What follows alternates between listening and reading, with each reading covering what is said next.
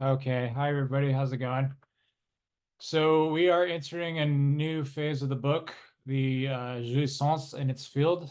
So this begins with the Freud Event chapter.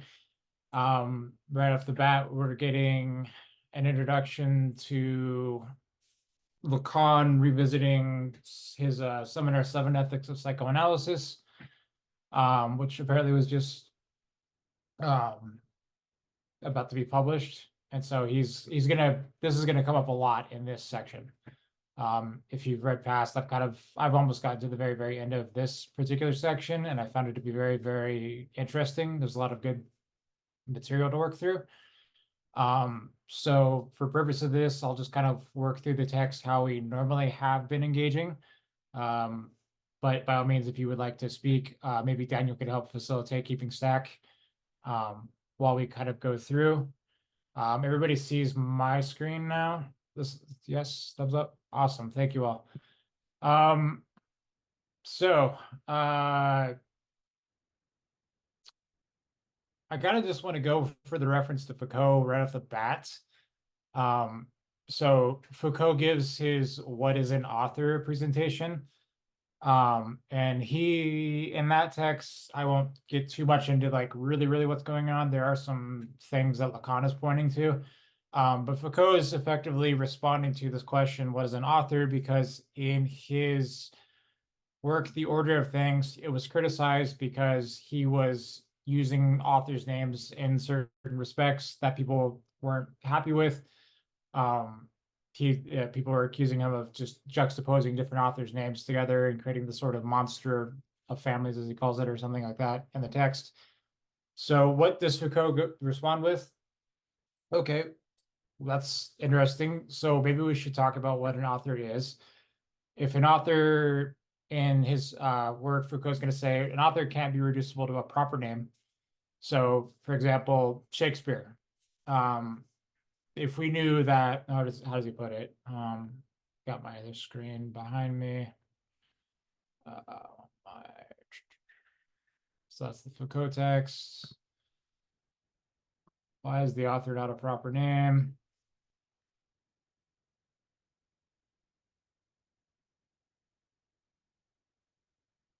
So if we found out that he uses his name Pierre Dupont is just a proper name. So if you said that, Shakespeare didn't write all of his famous King Lear texts and all that stuff, but it was this guy Pierre Dupont, it would radically change the consequences of what we would think of as the author Shakespeare. So Foucault kind of goes through this elaboration of, okay, we need to discuss what an author's name is, but also at the same time, what does an author do when they produce a work?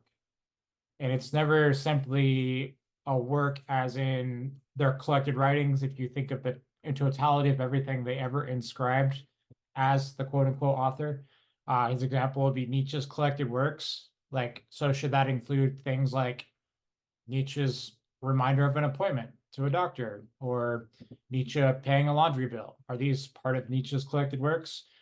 So there's this entire discussion of what is an author, what is their work. Now, the point for Lacan, which is interesting, is that he points to this notion in the text where he says, the question of returns. As we know, Lacan likes to make his return to Freud all the time. So on page, for me, 162, Freud played a major role in that. I indeed, the author in question, Michel Foucault, not only emphasized but stressed throughout his talk the function of the return to. In the little announcement he circulated before his talk, the expression return to was included at the end of the followed by an ellipsis, meaning a dot dot dot, like there's a return to dot dot dot silence. I consider myself summoned to his lecture. Because of that, no one in our times having given more weight to the return to Freud more than yours truly. So Lacan sort of interpolates himself into that discourse, meaning, obviously, if you're going to talk about somebody who's talking about returns to, who's going to say more about returns to than me? I'm constantly saying we need to return to Freud.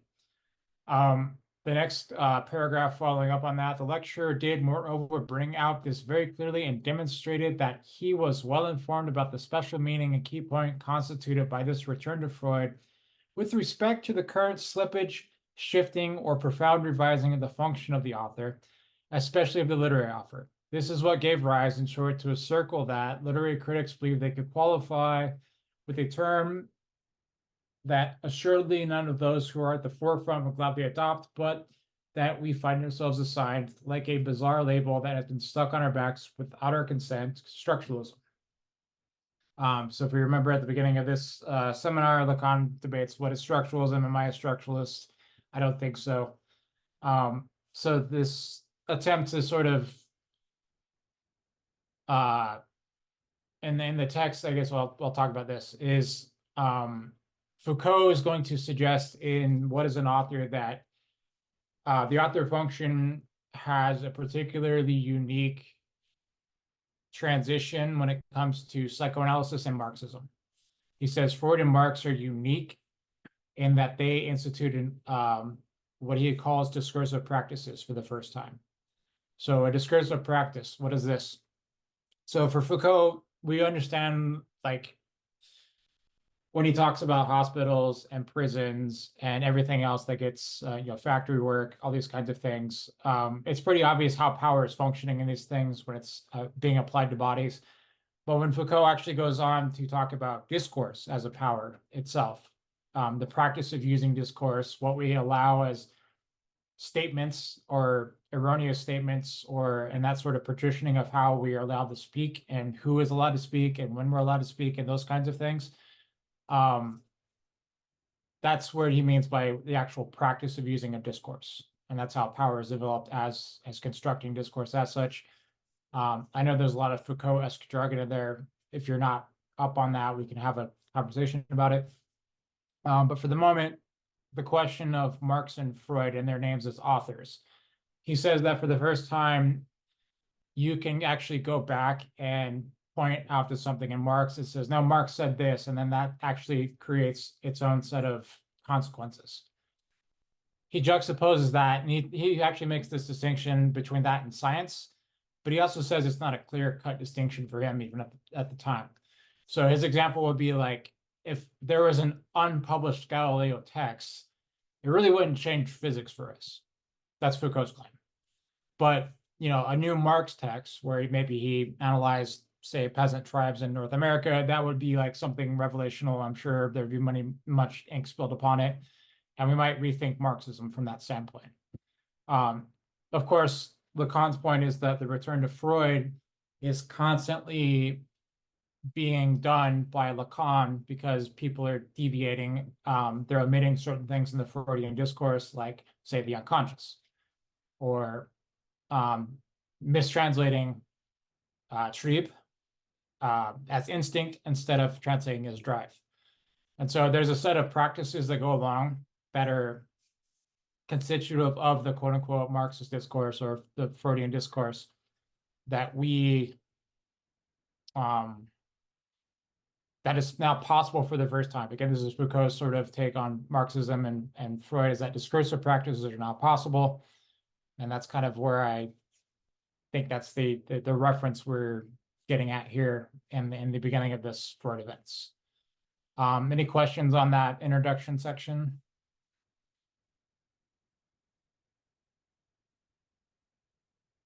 Okay, let's move on to part one. So where's a good place to pick up? All right, so there's this distinction here, right underneath the paragraph one here. This is page 163. It is quite odd that it had not been raised before that, but what is certainly stranger still is the remark with which I felt I had to illustrate it. The ethics of the psychoanalyst, such as it is constituted by a code of moral behavior, did not provide even the slightest sketch, outline, or beginning of an ethics of psychoanalysis. The distinction between the analyst as a practitioner and the practice of psychoanalysis. He's saying there's a discontinuity between what ethics means in different contexts. So I didn't immediately make that remark, but I didn't even know if I emphasized it very strenuously, for my audience at the time consisted of psychoanalysts, and I thought I could, in some sense, directly address that what must, when morality is at issue, be called by the name conscience. And let us add that moral. On the other hand, I immediately announced that the Freud event brought to light the fact that the key point or center of ethics is no other than what I emphasized at the time with the last of the three dimensions or categories that served at the point of departure of my entire discourse: the symbolic, the imaginary, and the real.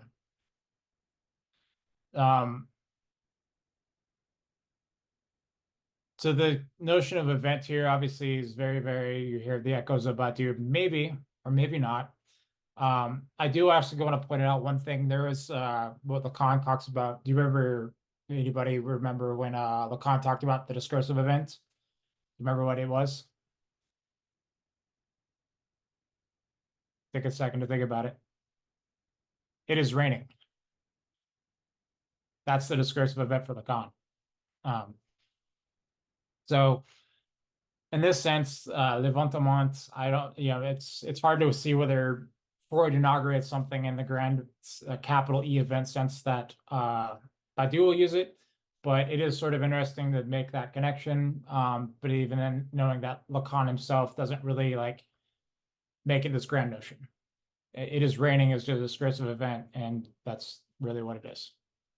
As you know, I designated the real as the crux of the psychoanalytic ethics. So the real, not the symbolic or the imaginary. I assume, of course, that this is real to be subjected to the very severe interposition, if I may express myself thusly, of the joint functioning of the symbolic and imaginary, is because the real is not easy to access, so to speak, that it serves us as the reference point around which revisiting of ethics must revolve. In order to broach it, I thus began from a text that has remained in the shadows for the most part, and which, as fate would have it, reemerged only thanks to the work of people who have not best oriented as regards to the field, the neo-positivists. They believe they must investigate language from the angle of what has been exemplarily expressed as the meaning of meaning, investigating the status of meaning, the fact that things have signification. I noted how futile this attempt must be, and that theirs is a path that is diametrically opposed to ours. So everybody gets the distinction here between meaning of meaning, trying to understand how we can assign meaning to words in a sort of grand universal sense of this is always going to mean this and in every particular time instance, or understanding how, like, say, grammatical structure gives meaning. And what Lacan is saying, of course, is the famous thesis: there is no metalanguage. This is completely opposite of what psychoanalysis tries to do. So how does this play out clinically? The meaning of words don't necessarily get inscribed into the analysand's discourse by meaning of meaning. The meaning of their discourse often is punctuated and returned to them in its inverted form. So as the analysand speaks, they may not realize what their words mean, but as the analyst sort of catches on and listens and hears the repetition of a certain discourse, those signifiers take on signification retroactively. So it's never meaning posited beforehand. It's always retroactive. Is that okay, everyone?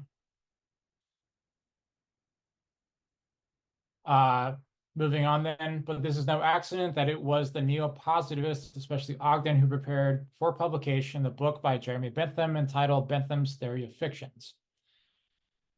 It is quite simply the most important text that was written from the perspective known as utilitarianism. As you know, people tried at the beginning of the 19th century to solve a problem that is, let us say, ideological. And that was of a burning interest at the time, and for good reason, the distribution of goods. So beginning of the 19th century there. So the 1800s, the distribution of goods, the marketplace, et cetera, how do people get goods and services? The theory of fictions is regarding that an exceptionally lucid calling into question of all human institutions. If we view things from the sociological vantage point, there is nothing that better isolates the category of the symbolic. The latter is the very one that reactualizes, but in an entirely different manner, the Freud event and what stemmed therefrom. We must not take the term fictions here as referring to something illusory or deceptive, for it qualifies what falls under its dominion and what it takes up with no characteristic of this kind, but as covering precisely what I highlighted aphoristically by emphasizing that truth, because its locus can only be the locus in which speech is produced. That truth, by its very essence, excuse this, by its very essence, I'm only saying it to convey something that I'm only saying it to convey something.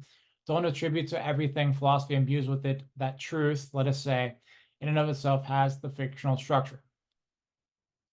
This is sort of again, a sort of Lacanianism we like to throw around all the time. Truth has the structure of a fiction. Does everybody have anything to say about that? Do we have any good examples of that? Yeah, sure. I just want to say something briefly regarding the Jeremy Bentham point. Um, so one of the things to understand here is that utilitarianism, um, in Jeremy Bentham's Theory of Fictions, it's a very crazy book. He'll say things such as Rousseau's social contract is equivalent at the level of truth to like a fairy tale. And so what he does in a very strange way, a dramatic way, um, is that he argues that like symbolic truths that bind society together are not what binds society together. And that's actually I think one of the main theses of utilitarianism, which is that uh, you could say it's enjoyment that binds society together, right? And so in this sense, you can see why Lacan flirts with Bentham. And but Lacan wants to extend Bentham obviously further, because you could also see that that would result in a type of hedonistic nihilism if you didn't have a theory for how signifiers relate to or create a rapport with enjoyment. So, anyways, this is interesting because, like, basically, uh, Lacan wants to put forward the notion, and this is where like Lacan thinks that the most important concept to come out of Bentham is the quilting point. This notion, which is precisely like the quilting point of a fiction, as an example, would be like fear of God, or like this notion of like some kind of ultra signifier that is kind of like a master signifier, insofar as everyone basically relates to that signifier by imputing their fictions into it, right? Like that's kind of a good example of it. It's sort of like the point at which truth hollows out into a type of relativism. And so I think the interesting thing about Bentham is sort of he's asking us, is Lacanianism itself willing to flirt with hedonistic relativism? And I think that Lacan is saying no. That's why he's turning to Kant. That's my view, because you see in the ethics seminar, it's Kant versus Bentham, and Lacan sides with Kant. And obviously for Kant, everything is so interesting because precisely it's grounding ethics completely off of this foundation of enjoyment, off away from this foundation of jouissance, right? So anyways, I'll stop there. That was a great comment. next hand up there. You want to go? Yeah, can everybody hear me? Yes.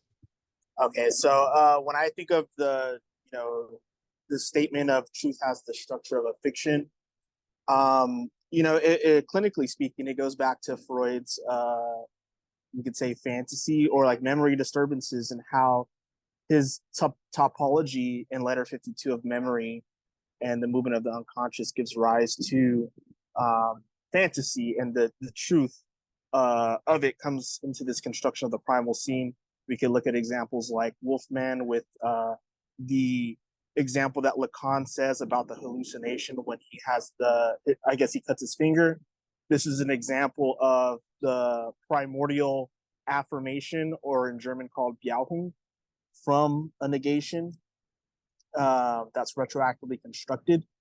And then we could also see how, in my opinion, this ties into what Lacan will get at with, in the later section, Freud's notion of hallucination in the Entwurf, in the way that when the psychic apparatus is constructed, it's off this hallucination of some type of pleasure object or pleasure ego.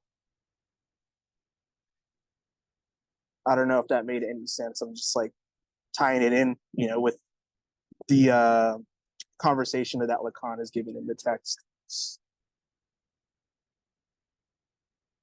Right. No, that was good. As we'll see here in a second, that he's going to return to Freud.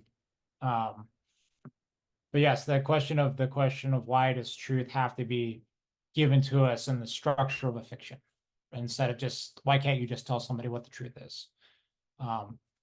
It's never situated directly. It's always this retroactive construction.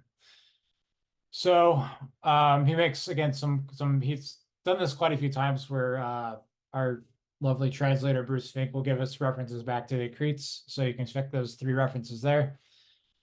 So this is the essential point of departure that allows us to examine ethics as such, for we must be able to accommodate all cultural diversity.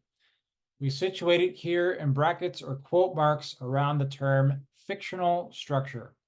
This presupposes a stance taken with regard to the fictional character insofar as it affects every foundational articulation of discourse in what one may, roughly speaking, call social relations.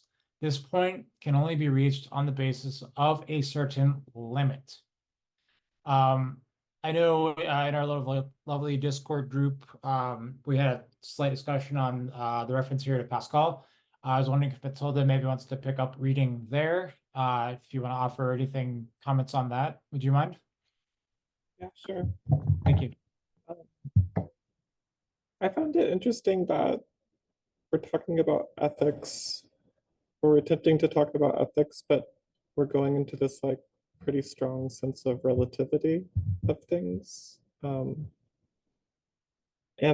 mean, in Pascal, this quote, the truth on this side of the Pyrenees and air on the other side, it's like, I feel like a lot of Pascal's like sociological reflections are about how like custom is ungrounded, but it's like the only sure foundation of social bonds because it is accepted.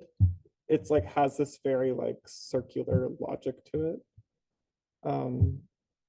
And I find within Pascal's thinking, at least, there's quite a skepticism towards like reforming society, like the fact that there is like that custom is the only universal law that's like applicable. There's a great like skepticism about like the ability to return a law to its foundations and to like bring it into accord with justice. I see there's a lot of hands up. I'll stop talking. Maybe Noah was first. Yeah, Noah, go ahead. I'm just wondering if you had any thoughts or ideas on that last sentence of that paragraph where it says, this point can only be reached on the basis of a certain limit. Like what do you, any ideas you think what that limit might be.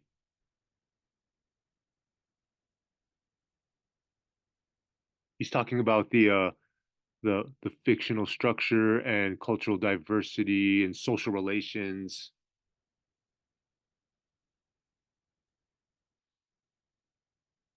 I don't think Yeah. I don't have any immediate. I mean, I'm just kind of wondering too. I don't know if this social relations kind of intertwines with the analyst discourse, um, like a discourse without language, and just the way that two two different cultures interact, and at some point the limit is that they would have to um recognize some sort of, I don't know what the word would be, but I don't know, I just think that there's a dead end, like yeah, there is a I would agree that there is a limit in which the two cultures encounter each other and it stops, and like in order for the cultures um to maintain their, I don't know, their cultureness, like they have to almost remain at that limit Mhm. and not um I don't know, I'm just wondering, in order for them to both be distinguished from each other they have to remain separate. I don't know. So what I would suggest is, yeah, you can think about two different cultures interacting, but then the question becomes what happens when I just go out and interact with somebody else of my own quote unquote culture. Right. Exactly. So the Yeah. question of how does discourse, when he says that a stance taken with regard to this fictional character insofar as it affects every foundational articulation of discourse in what one may, roughly speaking, call social relations. So the question of my social relations with everybody else is founded on this quote unquote discourse. And yet, keeping in mind, he hasn't fully articulated the four discourses as such. Mm. So this is, again, maybe because I've got Foucault on my mind. So Foucault, right, the notion of discourse just means how we practice our use of language, Mm-hmm. but it doesn't actually talk, it doesn't go as in depth as Lacan is going to go. Lacan is going to obviously suggest that discourse is a social link.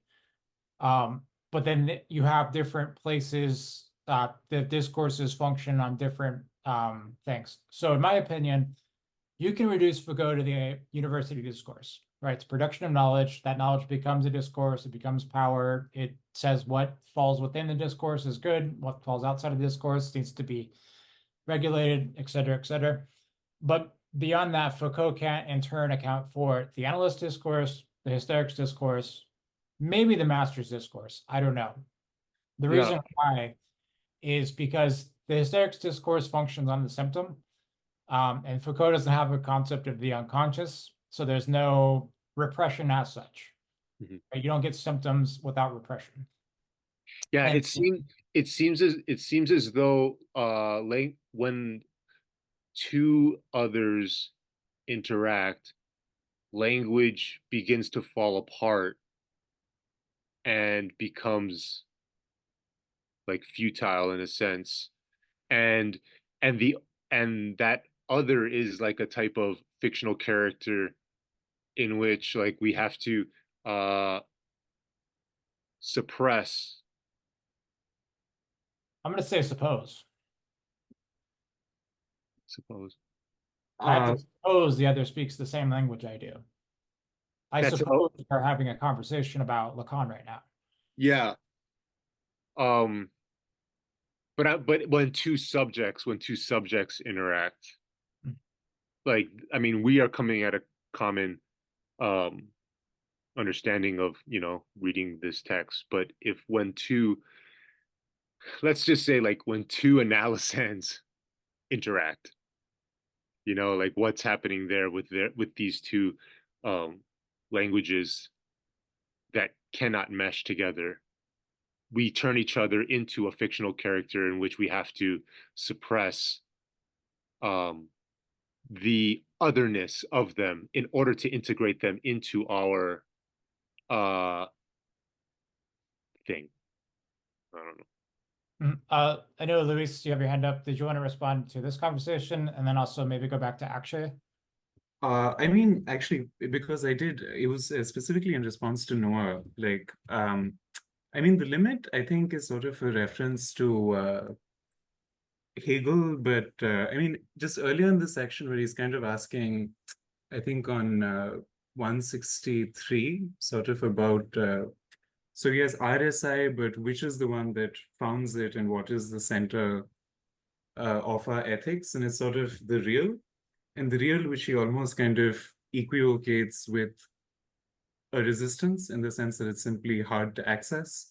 And that's how we know that it's sort of real. So, I mean, and in that sense, it's like the real itself is a form of limit, right? Like you know it by its existence as a limit. But it's your point about culture is actually really interesting because sort of like Levi-Strauss has this like really fun quote where he's kind of like, who really had the truer cultural contact? Was it the conquistadors when they kind of like encountered sort of the indigenous people of the Americas at that moment when there were two cultures, you could say two cultures, right? Or at a point where you can no longer sort of say there are two different cultures, what you have is sort of the ruins of cultures. And so precisely the question of the limit of two different cultures, is there such a thing as two different cultures? Like, I mean, in our sort of multicultural era, we could say all cultures are universally legible to each other almost, which is to say that we all live in one capitalist culture, right? Because for there to be two cultures, there would need to be real unintelligibility. But I mean, sorry, but to go back to kind of, I think what Daniel was mentioning about Bentham and Kant, but in terms of, like, I think Lacan is still, like, he's pointing towards relativism, but going back to a universal ethics founded on resistance, right? And I think on the sense that there is a limit to truth, right? And that limit is its sort of fictional structure, that we can describe it in that way, and that, yeah. I mean, all of this preceding discussion, I also kind of do agree with that, but in that sense, I think it is quite sort of precise, and he has a point there. Okay, Luis, and then Daniel. Okay, can you hear me? Yes, Luis. Okay, yeah, there's noise. I'm in a cafe, so yeah. Okay, so I think it's important to notice that in Seminar 7 in the Ethics, Lacan, when he talks about ethics, he starts with the notion of the good, right? And then the beautiful. So it's very interesting comparison, right? The more deep you go, it's not like Kierkegaard that started with the beautiful. It's the good. The good is first, the most superficial thing, because he understands that is in the rules of what we define as good and bad in this very what is this? What we're describing not utilitarian way, right? We define the good and evil, defining what gives us pleasure, right? So the good and the evil is what is within the limit. Now, what goes beyond the limit, it starts with the beautiful. It starts with sublimation of the thing, right? So if we want, Lacan is trying to go beyond this relativism of, okay, there's some cultures that have this good and evil, and there's another culture that has a different notion of good and evil, right? No, there's a kind of universalism, a materialistic universalism, not an idealistic one, that is based on the sublimation of this drive that, it's that is the thing in Seminar 7. And then in Seminar 10 is the A, that is it is understood to be within the symbolic order, right? As a void. So to recapitulate, when he talks about ethics, it's not like you will find the supreme good. No, on the contrary, the notion of the good is the most superficial thing.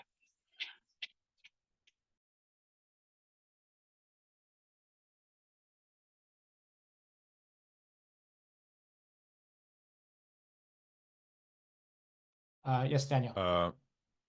Yeah, no, this is good. I think it's an interesting debate. We know from Miller that the ethics seminar is interesting for Marxism because it was written during the time of the Algerian War. And the reason that Antigone is chosen as a heroine has everything to do with Sylvia Bataille, who stood in as a imprisoned protester against the imperialist war. And Lacan was romanticized by her heroism. And so I think this notion of limit has to do with a point of demand of, and now here you can make a bridge to the clinical setting. So it's like a setting up of the unknown, of the Das Ding within the symbolic as a point that creates a border, what Lacan calls a border to the unknown. So the law of love thy neighbor as thyself is a limit.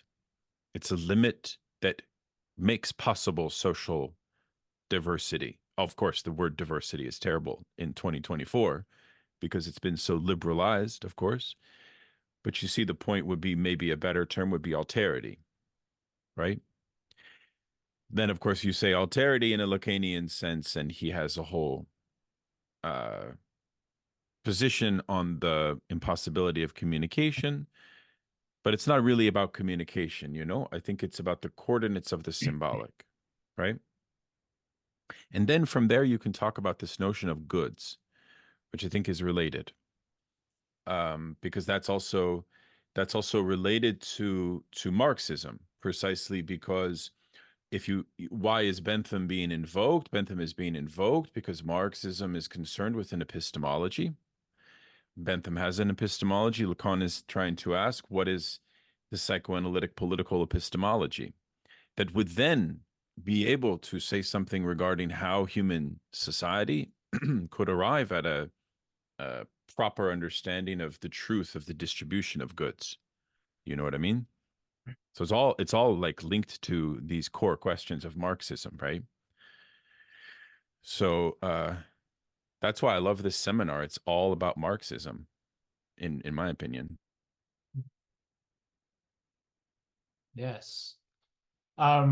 So resuming on our little paragraph here on Pascal, Matilda was the one who pointed out in the Discord that this goes back to, I think, like 94 in the Penses.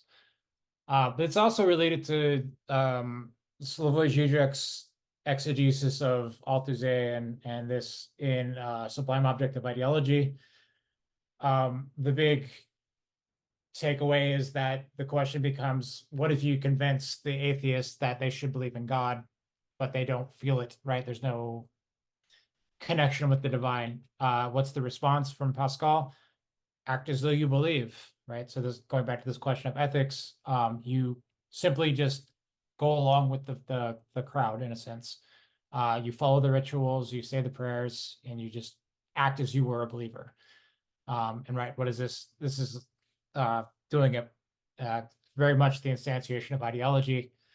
So that comes out of Althusser and Žižek, for those interested.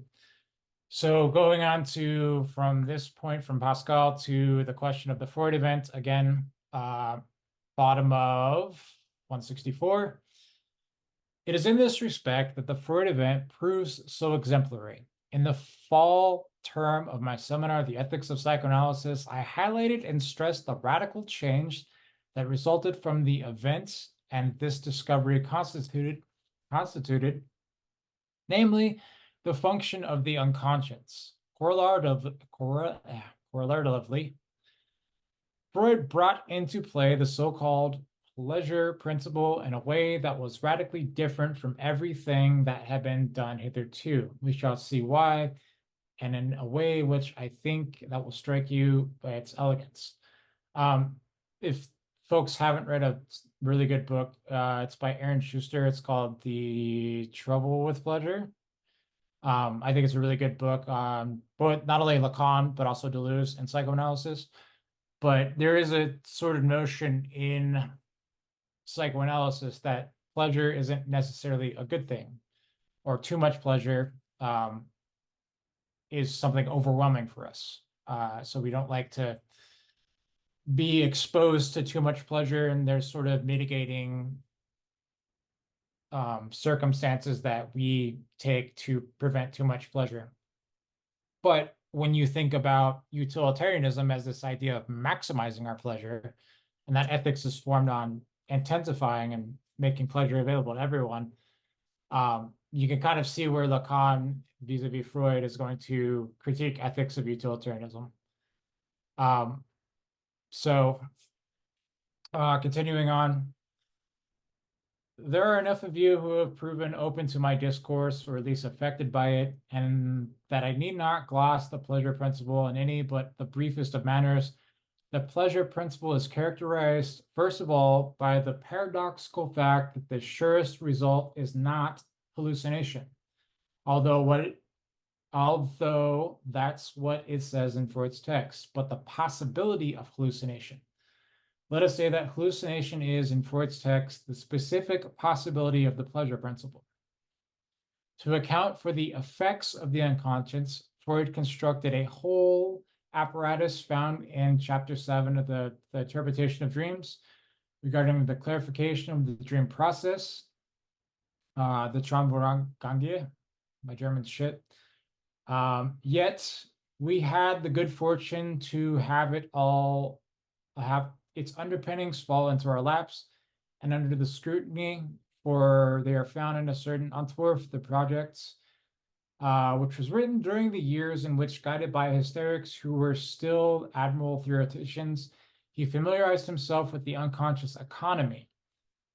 Correlatively, he wrote his Antwerp de Vlies, a project which was highly elaborate and infinitely richer than, more carefully constructed than what he summarized later in chapter 7, which he surely relied on as he did so. What Freud constructed at the time, which he called the psi system, regulates the function of what he calls the pleasure principle in the organism. To crudely sketch it out, it is not a simple relay in the organism, but a true closed circle with its own laws, its autonomous system, and intervenes in its cycle. That is classically defined by general physiology of the organism.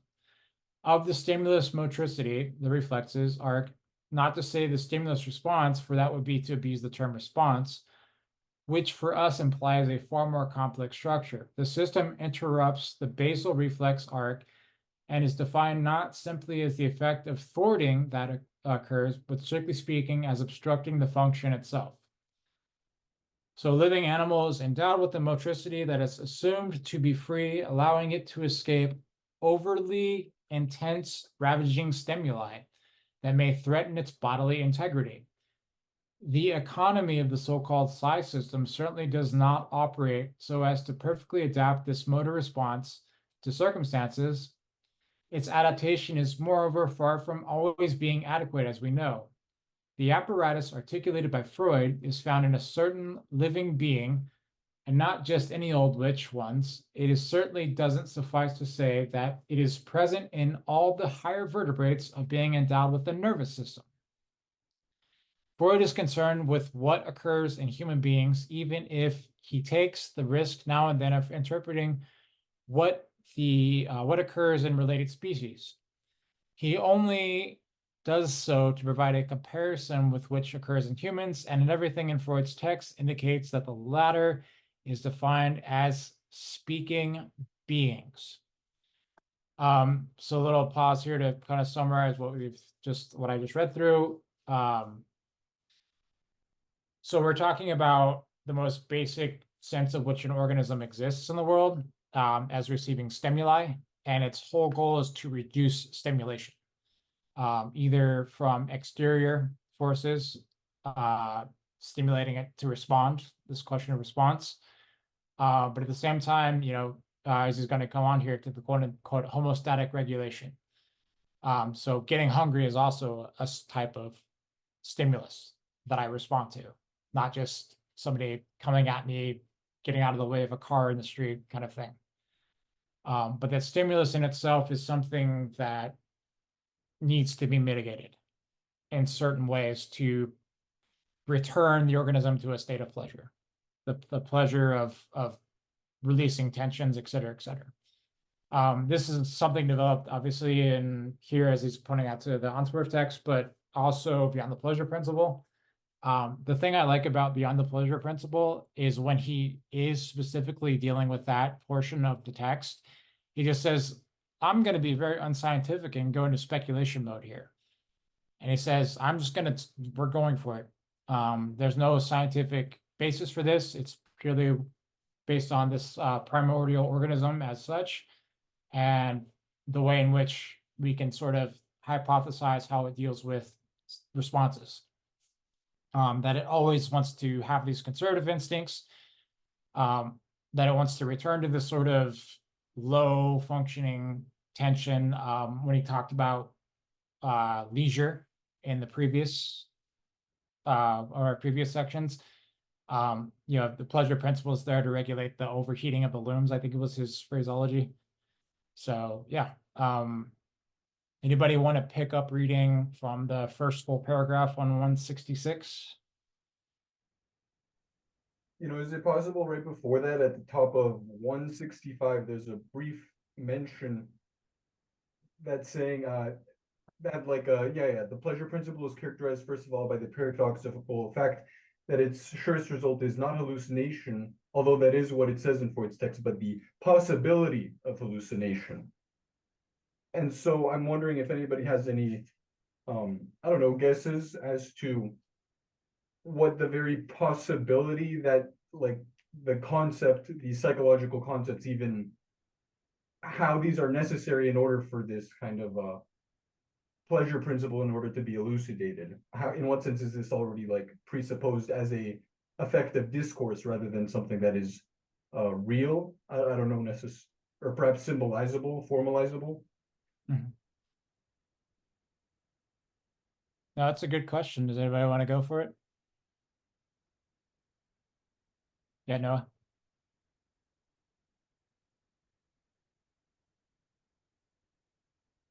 If he's talking, I can't hear him. Yeah, you're muted, sir. I think maybe within the psychoanalytic space, in regards to perhaps the fundamental fantasy and enjoyment, and this hallucination being linked to the pleasure principle. But I kind of use the word pleasure principle with the death drive. Is that incorrect? Is that okay to do, or? It's largely debatable as to how they're distinguished in the text. If you, I mean, again, it's if you want to go to the beyond the pleasure principle, death drive deals more with the sort of compulsion of repeating, right? Mm-hmm. The repetition of the drive. But also Lacan says things all the time, like every drive is virtually a death drive. So yes, they're related. And yeah. Okay. All right. Yeah. So I don't know. I'm just wondering that eventually within the within analysis and the fundamental fantasy, there is a type or a kind of drive that operates as a possible hallucination in which one has to enact in order to I don't know. That's it. But that's all I got. No, I get that. I think that's what Paris was talking about when he spoke about these. I don't know if you saw the video. I'm not sure if you were there, but when he talked about the two different problems of inconsistency versus incompleteness, and so the question, I guess, is in what sense is the pleasure principle predicated off the possibility of hallucination as something that's kind of unique to the speaking being in particular, as opposed to the vertebrates or vertebrates. Mhm.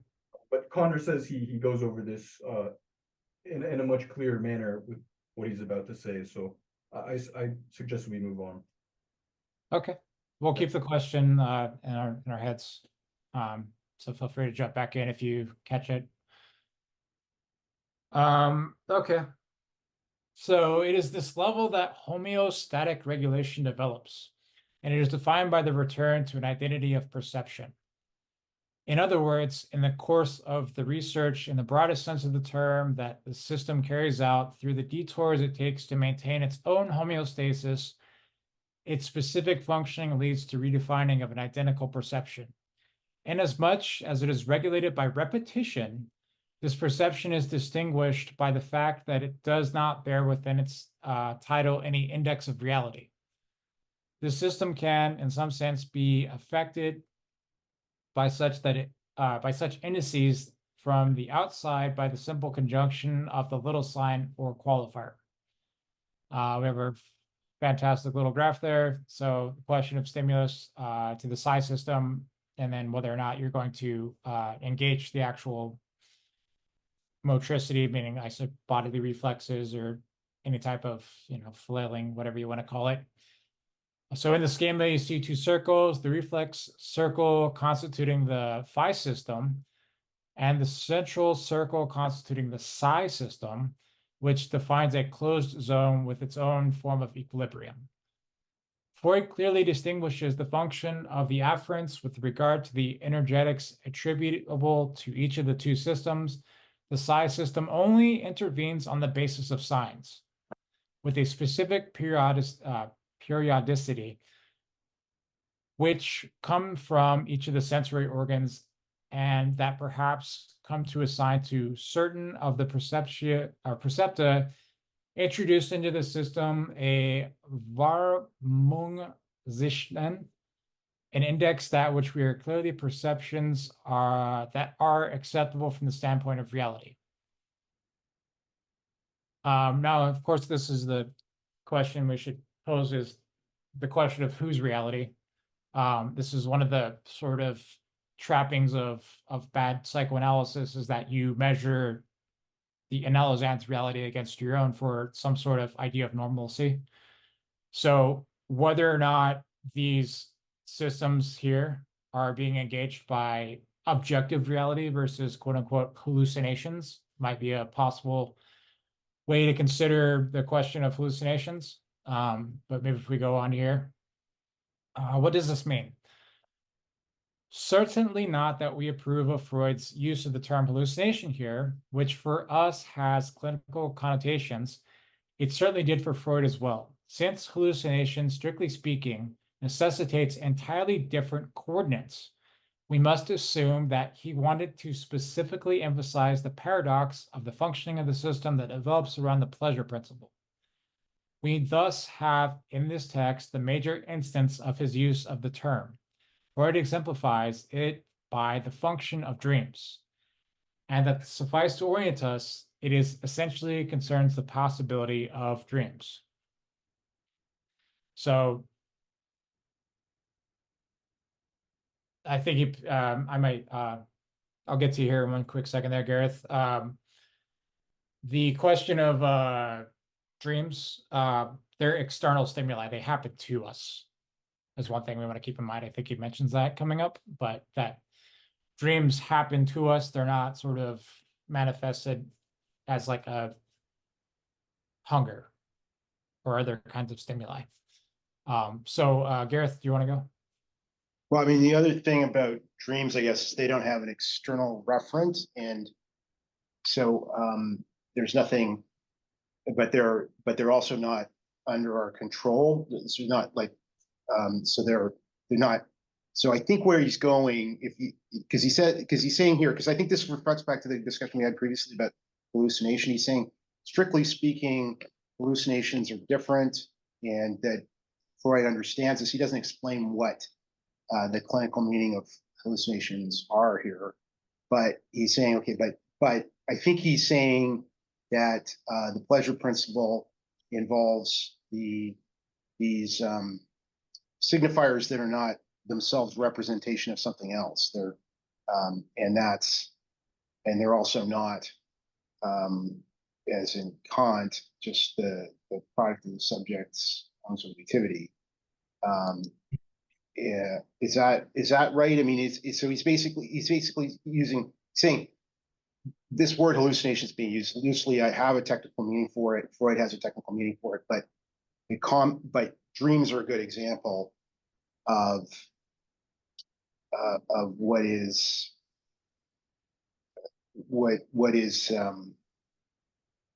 what are they exactly there? I think he's saying they're in the dimension, they're in the register of the symbolic, and they're signifiers, at least in here. Although I'm not sure about that. What do you think? Yeah, I think one way to say it would be that they have a tethering point. There's an interconnection between the real and the symbolic. In the example of the dream of Father, can't you see that I'm burning? Mm. You have this idea of what in early Freudian thought you called reality testing. And so the dream is what, and Lacan will revise Freud. The best source for this is in the Four Fundamental Concepts. There's an excellent exposition that Lacan gives about the relationship between reality, the real, and the dream. And his point is that the dream is what kind of makes concrete the what is most illusory is the symbolic. And it's a Lacanian paradox to a certain extent. We need to finish reading through his elaboration. It's also useful to look at our study group that we did on Beyond the Pleasure Principle, where you'll see the logic of because the core idea here is what's called the repetition compulsion that's elaborated in Beyond the Pleasure Principle. And it is this demonic repetition compulsion which is the disturbing force, but which I guess in a certain way dreams give the subject a closer proximity to its logic, which is already in abeyance in ordinary reality in a certain way. But again, I think we have to elaborate this by really digging into the text. It's very difficult material. Yes. I want to put one thing in our brains. Coming up when he does talk about the dream, we should keep in mind the way he talks about dreams are constructed off of fragments from our lives, in the sense that it's not just random dialogue that's running through our heads when we're dreaming, right? Something was said somewhere else and it's being repeated in our dreams. So Connor, did you want to? Yeah, what's up, everybody? I just wanted to make a connection. I think Lacan is making an analogy here with a conversation we're having earlier with regards to like the limits of how it is we may view social relations. I'm talking about this paragraph that starts, Freud clearly distinguishes. He's talking about the size system. Size system can only intervene on the basis of signs, and then it ends with an index that they are clearly perceptions that are acceptable from the standpoint of reality. So before it was this certain standpoint in regard to a limit, and here we're talking about a standpoint in regards to reality. So it seems to me there's a parallel being drawn here. And yeah, in passing, I just wanted to say, like, it seems to me that this system is just like, we can tie it with hallucinations. That seems to be related to this. It's mediating the appearance of reality into an acceptable form. Like, that's how I'm understanding it. Yeah, I guess I'll finish there, but. Mm-hmm. And then Luis, did you have a quick? Yeah, so from my understanding, the sign system, right, is the one that protects the subject from death. Let's put it briefly like that. Death, right? The full enjoyment is death, right? Beyond the limit, right? So, and it protects the system from this death by producing pleasure, producing hallucinations. And this is also the production of truth, right? To make sense of the signs, right? They're signified. And I just want to point out how in French you can see the production of enjoyment, like orgasm. There is a word for orgasm called la petite mort. That means the little death, right? So it is almost like the impossibility to get into the real, right? This enjoyment is basically just this production of repetition out of the production of these fantasies, right? Because you can never go to full death unless, of course, you die, right? Mm-hmm. That's the sign protects us from that.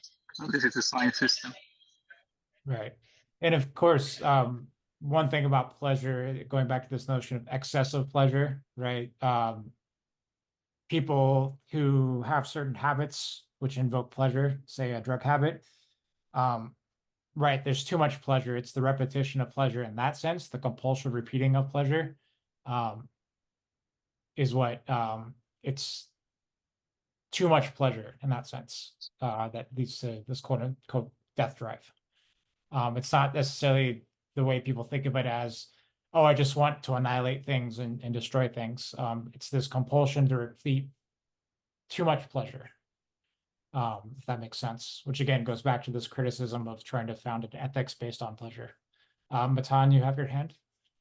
Yeah, I thought your and Luis's comments were pertinent, especially considering the stage in the dream in which its articulation hinges on its on a certain interpretive satisfaction after the fact, when it's recounted or attempted to be recounted, especially after it's been forgotten. Okay, let's run back into the text here. So we're now at the bottom of page 166. This is the adventurous path Freud takes in order to explain the functioning of the apparatus that regulates the unconscious insofar as it governs a foundational economy that allows us to evaluate not only all of our behavior, but all our thoughts too. As opposed to what philosophers traditionally base themselves on when they broach what is meant for the good for man, here we see that the whole world depends on the dream of the world. Yes, and some French. This step is what I call the Freud event, what I am calling the Freud event. It consists in nothing less than the halt to the celestial rotations, which was traditionally assumed to be the foundation of all reflection, and which was clearly designated in Aristotle's work as the focal point to which every conceivable good must be linked. It is the radical calling into question of all effects of representation, and that the disappearance of any and every correspondence between representation and what is represented as such. So this here, title of our chapter is the Freud Event. And so what Lacan is saying is that with the discovery of the Freudian unconscious, it's the equivalence of eliminating the geocentric universe. No longer are we the center of the universe as such. Just likewise, no longer is the human consciousness the center of all experience, but that there's something else additional that founds new possibilities of thinking what it means to be a human being, what our ethics can become, et cetera, et cetera. Daniel. Or no, it's Akshay. Sorry. Akshay, please. No, I just wanted to add, like, along with that, I mean, there's also reference to the Freudian event being the sort of absence of sexual relation.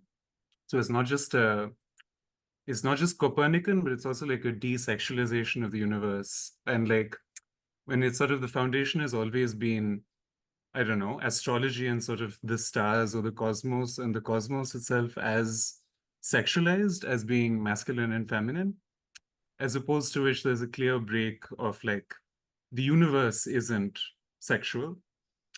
Yeah. And Gareth? Yeah, I think what I find challenging about this paragraph is that there's two parts to it. One is he's saying there's a Copernican revolution and getting rid of Aristotle, the Aristotelian worldview that everything has its end and telos and all of that.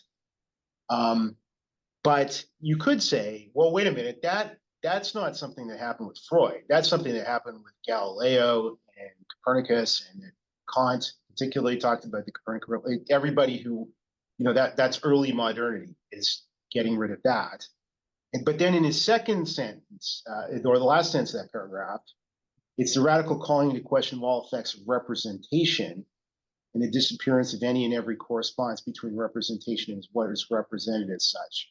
And that, there he's focusing on something that becomes very important in the early modern philosophy, is this idea of representation and the relationship between what is represented and what it is a representation of.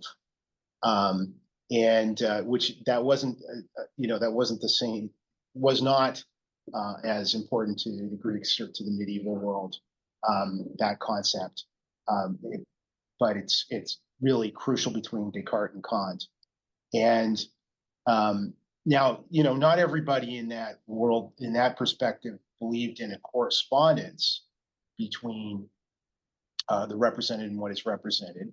Like Hegel, for instance, definitely did not believe in correspondence theory. He believed that representations and what they represent, are ultimately they come together in the absolute, like they're, or Schelling too, in different ways of looking at that. But that, I just wonder, he clearly is claiming here, Lacan is claiming that there's a huge break that Freud accomplishes on the Western philosophical tradition.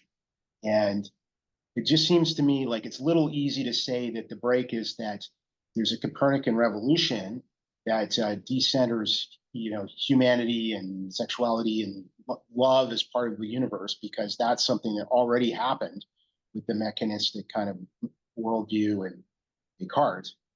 Mm-hmm. And then, he says, well, it's the radically calling into question of all effects of representation. But to get that back, I think to what we were talking about before, the thing about the dream is that it's not, the dream was very hard, problematic for Descartes, because it's because we dream that we don't really know that our ideas, our representations in our minds correspond to something in the reality. And we have the experience of having dreamed, and so how do we know that our waking life isn't just continuing to dream? That's the basic skeptical idealist question. And Descartes' ultimate answer to that is that we know because we can prove the existence of a non-deceiving God. But that's the only way we know. So what I think, look, to put it back in the terms of the dreams, Freud is saying, look, the dream, there's not a fundamental difference between the dream life and the waking life. The dreams, at least he's saying that, right? I mean, I don't know if anybody else has any, I mean, I don't come from this from a deep knowledge of Lacan. I'm reading this for the first time. And my knowledge of Freud comes from basically things I've read years ago and occasionally. So I think, but surely Freud does say, like, look, dreams are, like, Freud does bring back dreams, which we sort of disappear between Descartes and Freud in the Western tradition, right? And he brings them back, and I'm not sure what Lacan is saying here, but maybe somebody wants to help me out here, but it seems like he's saying, like, Freud's understanding of the dream, not only, but a scientific understanding of the dream, not only is break with the pre-modern Aristotelian worldview of the geocentric universe and everything has its purpose, but is also a break with the modernist worldview that what we have in our minds represents something outside of our minds. Mm-hmm. So that You're right. In the Cartesian sense, this goes back to the question of the God of the philosophers, right? This is Yeah. the very point at which the big other doesn't exist, and then you have to actually re-add the big other to plug the hole, to render everything consistent. Right. So how do we know we're not a brain in a vat? Well, why would God do that to us? And then before we go to Daniel, I do want to point out that this question of representation gets flipped on its head when we go to the notorious idea of representative of representations. So I'm going to point that out here in the future. So Daniel, though.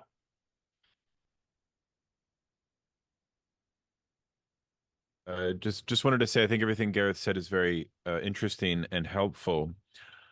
But Lacan sees himself not as displacing the Aristotelian tradition, but he sees Freud and his own contributions as fundamentally in line with it, which is why he calls the phi-psi system he just elaborated in the next section an organon, which is kind of an Aristotelian concept. So he's thinking that Freud goes beyond Kant, which we'll learn about in the next chapter, and returns to Aristotle and adds something about pleasure, which Aristotle already had a premonition of, but which disrupts both the theory of energetics that's implicit in Aristotle, as well as what's implied in Kantian modern theory of representation. But I think we need to read the next section to really understand that. The other thing I will say is people should make a note to read Kojin Karatani's book on Freud and Kant, because here Karatani offers a different interpretation of the relationship between Freud and Kant than does Lacan, because Karatani says that Kant already had developed in his political writings a theory of man's unsocial sociability. And Karatani carefully tries to prove that this is a prototype of the death drive. And he then therefore says that Kantian ethics is almost really already inclusive of the Freudian event.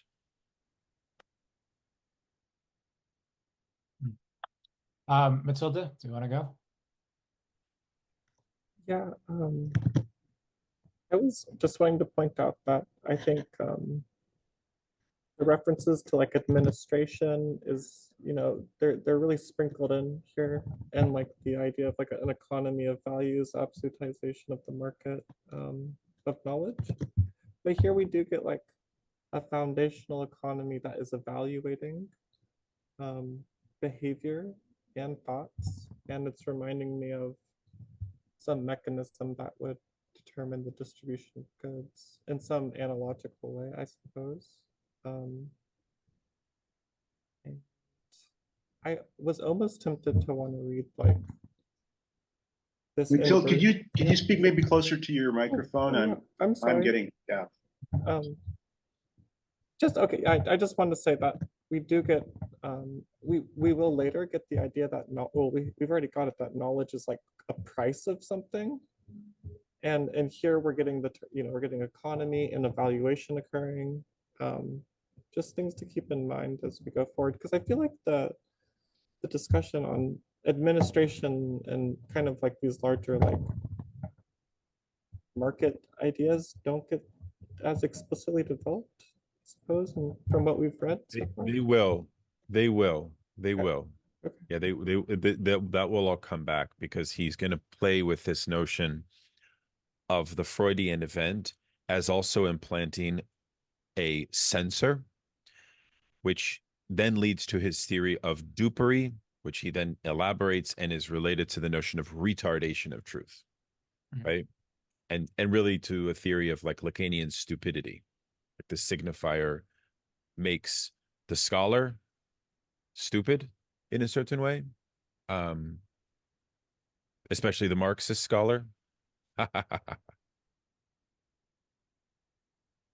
Sorry for intervening. I think Gareth has his hand up. No. Oh, sorry, I think I just didn't lower it. Okay. Matan? I'll just briefly mention that I think he did subtly address this earlier by and he didn't explicitly state what he was doing, but I can't help but view it otherwise. I think he did kind of offer his own variation on I forgot what it's called from Bentham, this like prison with this like Panopticon. yeah, this huge phallus in the middle or whatever. And but he offered this different version with it where it's like an egg or a vase with a crack in it, uh, within which one is looking outside towards mirrors, only through which one can grasp the shape which is containing oneself. So I think he is trying to maybe jump back and forth between these different kind of like images to this like topology of the Klein bottle and all that. Yeah, I'm interested in seeing where this will lead up. Okay. I think we got about 7 pages left to get through in this little section, so I'm gonna pick it up, and I think I'm gonna try to get us up to the Father, can you say a burning part? But by all means, jump in if you do have something. So resuming here, let us not too quickly say the subject, for it is the hypokimanon. Again, my Greek is just as much shit as my German and my French. So, but the substratum or underlying thing is used by Aristotle with reference to logic. It is in no sense isolated as such. It took a long time and all the progress of the philosophical tradition for knowledge to come to fully revolve in Kant's work around the foundation of the relationship between the subject and the something that remains entirely dependent on what appears on the phenomenon while excluding the noumenon. In other words, what lies behind it. This is the meaning of idealism. And yet this representation is comfortable, whereas from the standpoint of idealism, thinking beings never deal with anything but their own measure, posited as the reference point, on the basis of which they believe they can, at least in theory, state the fundamental laws of representation. So briefly on the Kantian point here, the subject as the transcendental subject, which passively receives, not necessarily passively, but receives stimulus in the Freudian term here from the world, can only structure their organization and experiences. But there's something always outside of our experience, the thing in itself, that we never have access to. But yet we're at the same time, it's presupposed that it exists, because otherwise, what experiences are we structuring based off of? So yeah, this Kantian split in subjectivity. But at the same time, what is Lacan saying here at the very last sentence? Thinking beings never deal with anything but their own measure, posited as the reference point on the basis of which they believe they can, at least in theory, state the fundamental laws of representation. So thinking beings as such, we're our own measure in a sense. What's the actual point of universality in the Kantian subject? There's no material basis. It's all ideology. Yes, Gareth? Yeah, I'm wondering, I mean, so obviously he says idealists all think this, but or all accept the phenomenon, noumenon distinction, but like in the post-Kantian German idealism, it was all about that's a problem. You can't have a thing in itself. You have to, and they all come to try different ways of trying to address that. But even in Kant, is Lacan perhaps making the mistake of thinking that the transcendental subject is the same as the empirical subject? Is he, because he goes on to say, well, Freud knows that nothing about representation is tenable except from a structure that's made up of frameworks and networks located altogether outside the circuit of the subject, in whom representation is supposedly unified. It depends on how you interpret Kant, but if Kant might not dispute that, because he might say, look, that these frameworks and networks that you're talking about, there's a transcendental subject, and we should keep that separate from the empirical subject of each of us, and people who are particularly have a particular location in time and space and history and so on. It's about this framework. I mean, in what he says, frameworks and networks is probably not how Kant would think about it, but that doesn't sound that far from what Hegel might think. Like that there's there's frameworks and networks located all together outside of the circuit of the individual subject, that are, and without those, representation is not tenable. That doesn't seem to me to be, that seems perfectly consistent with objective idealism. I mean, I suppose in my understanding of Kant, it's the idea that our experience is structured with things that are found in the mind. So it's time, space, number, all these different categories are imposed on the experience. But at the same time, it's an argument about the interpretation of Kant, and there's different editions. But I don't think that's right. Like the mind in the sense of the individual psyche, I don't think that's right. It's there in something that transcends that the categories of reason. Reason is in the subject in that transcendental sense is beyond the empirical individual subject. And different people will look at this differently. But I don't think you can, and you definitely, once you're getting into Fichte and Schelling and Hegel, they're definitely not saying it. Right, reason exists as a sort of hunting of reason. We had that conversation. It's outside of just outside of any individual's brain, Right, but Lacan, remember, Lacan was also specific when he said, "I've never seen reason achieve anything." If you remember that. I don't remember that, but I think the ruse, he calls it the ruse of reason, not the cunning of reason. But yeah, I do want to get to this sort of dream section here, because I think it does filter into what we're discussing about representations and measures and these kinds of things. So from Freud's standpoint, nothing about representation is tenable except what, at a point that profoundly explains behavior, is linked to a structure that is made up of frameworks and networks located altogether outside of the circuit of the subject in whom representation is supposedly unified. This is the true meaning of the little schemas that neural networks, just recently discovered at his time, allowed Freud to construct. It suffices to consult the Antwerp to perceive the decisive importance of these lattices and the articulation of what is at work. It has been clear to us for a long time already that we can no longer identify what is at work with movements, displacements, or transfers of energy that occur along the neuronal chain, which we have located by other than physical means. It is obvious that Freud already suspected as much.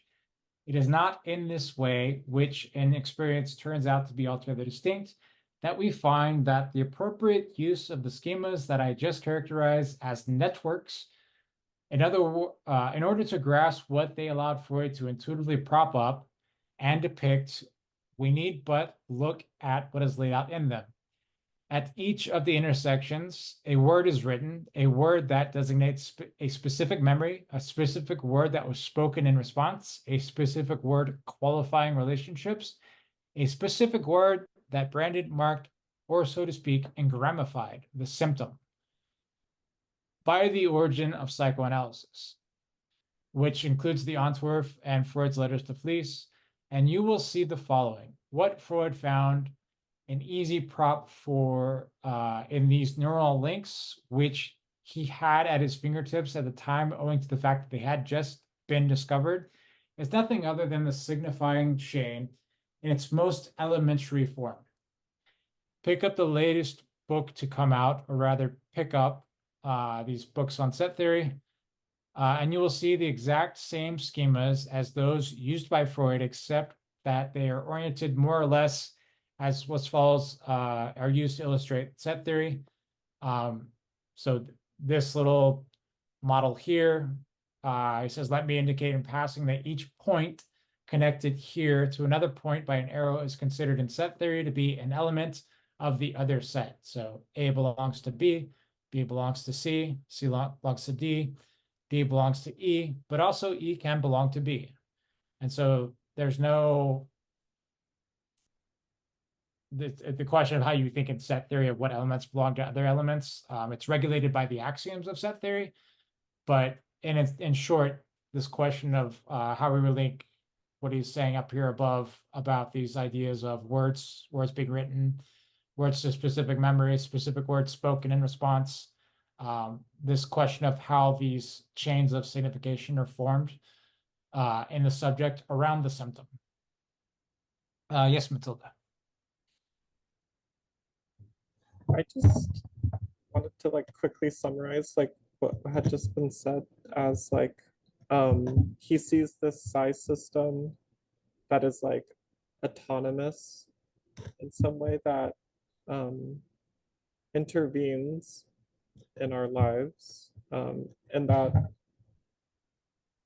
it has and that what was once identified as like maybe a physical explanation with neurons was really like a prop by which Freud like kind of accidentally developed this idea that like is replaced by language or something. And so like those displacements that they thought in transfers of energy that they thought were in the neuronal chain were really like a prop, a theoretical model thought experiment that was really like a stand-in for what language does for Lacan. Is that where we're at?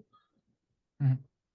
And so there's this margin beyond life where this thing subsists, this autonomous system that does make our life like a dream, I suppose. Like it is something that is very like unreal in a strong sense, like at least with regard to the ability to like to like precisely find it within like physical science or something. And maybe Kant is brought in here to like show that there is this like, you know, or at least his reading of Kant is like somehow like gesturing towards this like subsisting place that we can't access with our knowledge, but is real and that may determine us. You know, yeah, Akshay. No, I just wanted to agree with what Matilda just said. And I mean, that place would be precisely the transcendental subject, because I mean, the transcendental subject is the abstraction from any concrete subject to the empty position, and like, what are the necessary the concepts required for experience? So it's not, you know, there could be no experience outside of those categories. And this is nothing but the empty place of the modern subject. Mhm. Yeah, let's keep those things in mind. I'm going to sort of push us forward here.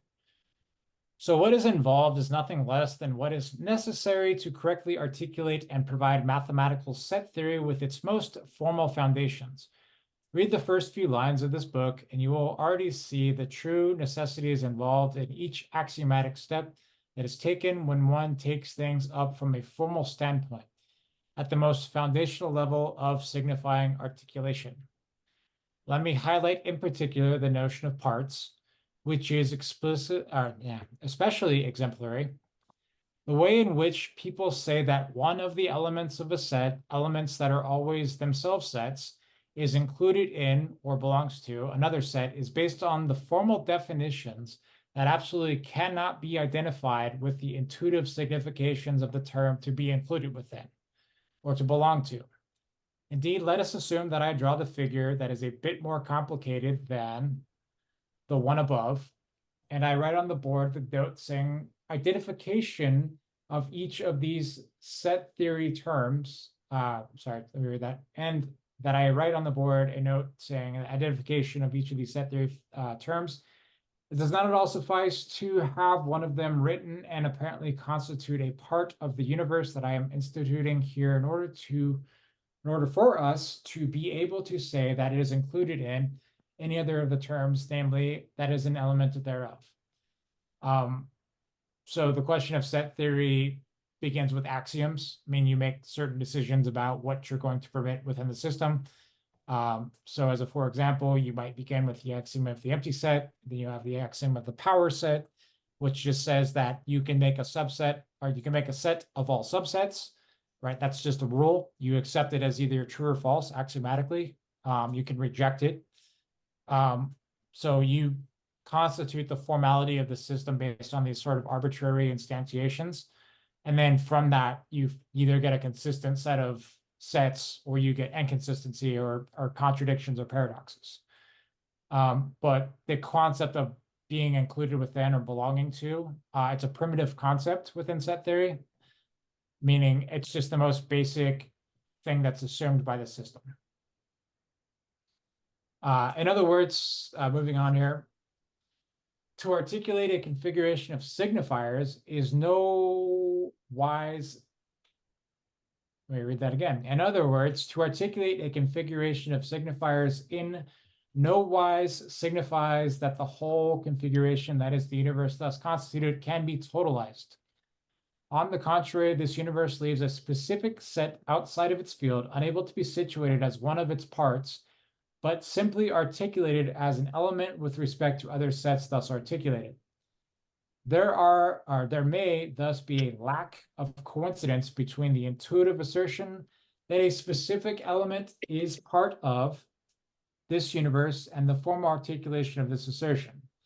That is an entirely essential principle by which mathematical logic can instruct us, I mean, allow us to situate certain questions in the rightful place. You will see the questions I mean. Somebody was trying to maybe speak. Okay. Is that vague or ambiguous to anybody?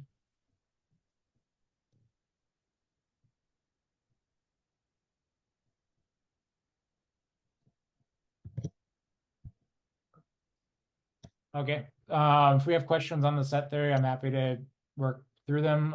If you want to ask questions in the Discord, I'm happy to do that too. So the mechanism of the unconscious defines a minimal logical structure that I have long been summarizing with the terms, quote, difference and, quote, repetition. Of course, maybe an allusion there to Deleuze. We definitely get more conversation and dialogue directed at Deleuze later. But the one things we want to sort of pose here is that difference in terms of the quote unquote logical structure. If you remember our famous Lacanianism that the unconscious is structured like a language, and then we're using this sort of language signifiers. How are signifiers different from one another? Or I guess that's the giveaway. I said it. What makes a signifier its meaning? Its difference to other signifiers. So signifiers don't in themselves contain meaning. It's just their difference in relationship to a network of signifiers as such. They follow this sort of combinatorial structure of language vis-a-vis Saussure. So if you think about language in terms of starting with something like at, you can go bat, you can go cat, dat, eat, fat, gat, right? You can go on and on, just combinatorially. You think of a combination like a lock, how you put a certain sequence of numbers in and it opens the lock. That's what Lacan means by combinatorial, but it's this structure that also allows the language to function in this combinatorial aspect where things sort of fall into place. But as they fall into place, they exclude certain other things, but that those other things, in a sense, repeat. So the question of the unconscious, difference, and repetition, that's what I think about it. I want to move here on. On the other hand, nothing grounds the functioning of the signifier apart from the fact that it is absolute difference. A signifier holds its own insofar as the other signifiers differ from it. On the other hand, signifiers function in a repetitive articulation. This is what allows for the institution of a first logic, whose functions are displacement and substitution. So the mechanisms of repression there are also to displace things or to metaphorically substitute things. Indeed, a reference point that is pinned down with signifiers is destined by the very pinning down to slide. As for the other function, it has to do with the fact that the nature of the signifier qua pinning something down allows for the substitution of one signifier for another. a substitution from which we may expect meaning effects. So that's a pretty core like point about language, the unconscious. I just want to stress that that's something you might want to come back to.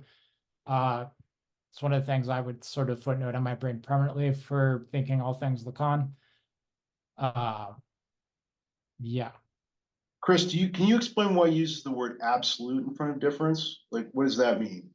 Did I say that, or did Lacan say Well, that? Lacan says nothing grounds the functioning of the signifier apart from the fact that it is absolute difference. What's absolute doing? He's not doing any type of like grand capital absolute in the form of Hegel or whatever. He just means specifically that what makes rat different than cat, it's just that they're different signifiers. Right. You could, but I get that, but why not just say it's difference? What is absolute doing? It seems like symptomatic of something. I'm just wondering if you have a thought about it. I wouldn't read too much into it myself. Maybe others have a different opinion, but I don't think that's doing anything more than just saying that it's difference that separates our signifiers and nothing more. That, you know, cat doesn't intrinsically always refer to in every universe as a rigid designator, you know, a four-legged feline animal. Because why not call it something else? The only thing that signifiers have to function on is difference. Yes, Akshay. I mean, I don't disagree with what Chris said, and I think the reference is Saussure, but also the next, I mean, I think one of the next sections is like the absolute in a sort of like direct reference to Hegel. And also, like, I mean, the whole project of difference and repetition for Deleuze is kind of like, his argument is that Hegel sets up the dialectic on the basis of repetition, which is identity. And so he wants to set up a concept of difference in terms of difference, which would be an absolute difference, rather than a difference defined already in terms of identity, which is a sort of domesticated difference, right? Which isn't a real concept of difference. It's simply the kind of not identity. So, I mean, I think it might be a reference in that sense to like Lacan's own sort of anti-equality. Yeah, I think Hegel would disagree with the concept of absolute difference because but I don't think it's because he has. I don't agree that it's because he thinks he's just in the world of repetition and identity. But but no, you know, difference is necessary because you can't have mediation, you can't have determination without difference. But absolutizing the difference is dangerous because you end up in a dualism that you can't get out of, you can't get back from.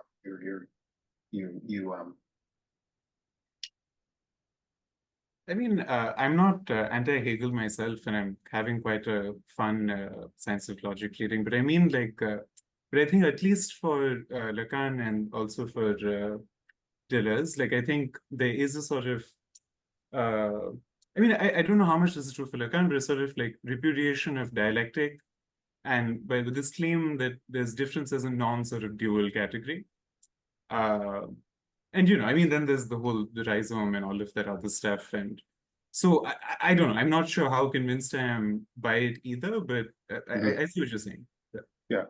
I mean, it's sort of the same thing of like, there's no such thing as a sexual relationship and there's no such thing as meta language and all this stuff is a bit, you're right. My reaction to all that is it's a bit melodramatic. I mean, in other words, he's right that any meta language is within a language, and he's right that if we're in a sexual relationship, we don't entirely in some transparent way communicate with each other. But there's something sort of melodramatic about the idea that we're just not communicating at all, you know, like.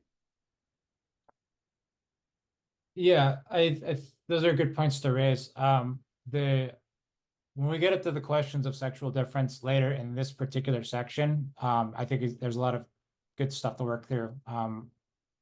He has a lot of things to say about that later. But I would like to persist onward if that's all right with everybody. Right, of course, yeah. Thank you. So we are trying to get up to 174, I believe, for the end of the evening. Let me just double check. Yeah, sure. Okay. All right, continuing here at the bottom of 169. But what must be stressed here in order to grasp the true nature of psychoanalysis is the importance of dreams. From Freud's standpoint, the functioning of the reality principle is precarious right from the outset. It is certainly not annulled for all that, but it is essentially dependent on the radical precariousness to which the pleasure principle subjects it, insofar as it implies the possibility of dreams. It is through dreams that, for the most part, we can initially broach the functioning of the signifier and the mental-logical structure whose terms I just rearticulated. We must thus take what this perspective implies all the way. Our holy way of working with dreams indicates that what is involved in sentences, let us leave aside for the time being the nature of their syntax. They at least have an elementary syntax involving two mechanisms that I just recalled to mind: displacement and substitution, or condensation. What is important is the dreams appear to us as hallucinatory, with the specific accent that Freud gives the term. What does this mean? If not the dream, or that dreams are already in themselves interpretations, wild interpretations, of course, but interpretations nonetheless. Yes, Noah. So if it's all right, could I just add another seminar to this to maybe see if anything can come out of it? Would that be all right? By means. So I'm also going through seminar X on anxiety. Mhm. And there's a segment when Lacan is talking about toddlers' monologues.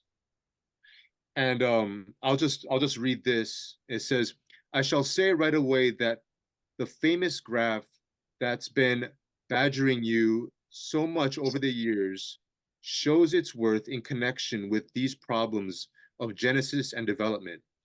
That it be that as it may, the toddler's monologue I'm talking about never occurs when someone else is there. The presence of a younger sibling, another babe in the bedroom, is all it takes for it not to happen. A far number of other factors indicate that what is going on at this level, and which is such an astonishing revelation of just how early on these tensions in the unconscious that are called primordial are produced, is in every respect analogous to the function of the dream. So I think that that's really interesting, that after the mirror stage happens and the child has an internal monologue, or when it's talking to itself without the presence of an other, there is this monologue in which it's navigating the imaginary. And I don't know if I'm understanding Lacan correctly, but he says in every respect analogous to the function of a dream. So I just thought that that was interesting if we add this to hallucinatory in this concept, because then it brings it back much further to the mirror stage and that event. So I don't know if that helps or if it makes everything worse. I don't know, but it's been a thing that I've been kind of stuck on for a while. Just An interesting association. I like it. I do want to get to the bottom of this here, because this is where we bring in the actual dream, and I think we can sort of really make sense. So I'm going to read us till the end of this section 1. Now, as Freud quite calmly wrote, dreams present themselves as rebuses. Although I highlighted this, I certainly am not the one who invented it, nor discovered it in the text. What does that mean if not that dreams, owing to their pleasurable function, provide a pictorial translation of each of the terms that are signifiers from a diachronic point of view, given that progression in which their articulation is instituted, a pictorial translation that does not in itself subsist except insofar as it is articulatable in signifiers. What are we thus doing when we substitute our reasoned interpretations for those wild interpretations? We need but mention here the practice of each of those who are analysts. For the others, let us them reread in light of the dreams included in the Tramadong, the interpretation of dreams, and they will realize that these reasoned interpretations involve nothing other than the reconstituted sentences, and that they will perceive the cracks where qua sentences and not qua meanings, they allow us to see where things go wrong. Desire is where things go wrong. Just a brief bit of commentary there. This is one of my pet peeves when people always bring up this idea that dreams mean something. You know, think of it as I'm going to attack Jung here, but the idea that dreams are somehow a representation of universal human archetypes, where you're just enacting that, and that you just need to come to grips with what your dream is telling you about this sort of archetype. What Lacan is saying is, no, there's not a meaning to dreams. There's the way you talk about your dreams, the way you use signifiers to talk about your dreams, the way your dreams align up in certain sequences of significations or signifiers, and like a sentence does, like a syntax. But there's no by means your dreams mean something universally for everybody, and that you just have to sort of come to terms with. So consider the exemplary dream described by Freud at the very beginning of chapter 7, in which he investigates the dream processes, the Traumvorgänge, and in which he tries to provide what he calls their psychology. We find there a dream that was dreamt by a father whose fatigue forced him to leave the body of his dead son in the next room, where it was to be watched over by an old man. The father fell asleep and dreamt that his son was alive and standing before him. The child approached the bed, was lying on, seized him by the arm, and told him in a reproachful voice, Vater, siehst du denn nicht, dass ich verbrenne? Father, don't you see that I'm burning? What could be more moving, more pathos-inducing than what happened next? The father woke up, went into the next room, and saw that the candle had fallen over, lit the sheets on fire, and was already burning the cadaver while the watchman slept. Freud then tells us that the dream was produced merely to prolong the man's sleep, despite the first signs that he perceived of the horrible reality, the glow from the next room having left the door open in the rooms. Yet, mustn't we go further and grasp that the fact that reality coincided with or covered over, recouvrer, that's an interesting use of the word, something Badiou uses a lot in Immanence of Truth, this idea of covering over. It also has some sort of resonances with Heidegger, which could be a reference here for Lacan. But so yet mustn't we go further and grasp the fact that the reality coincided with the dream, proved that the father was still sleeping.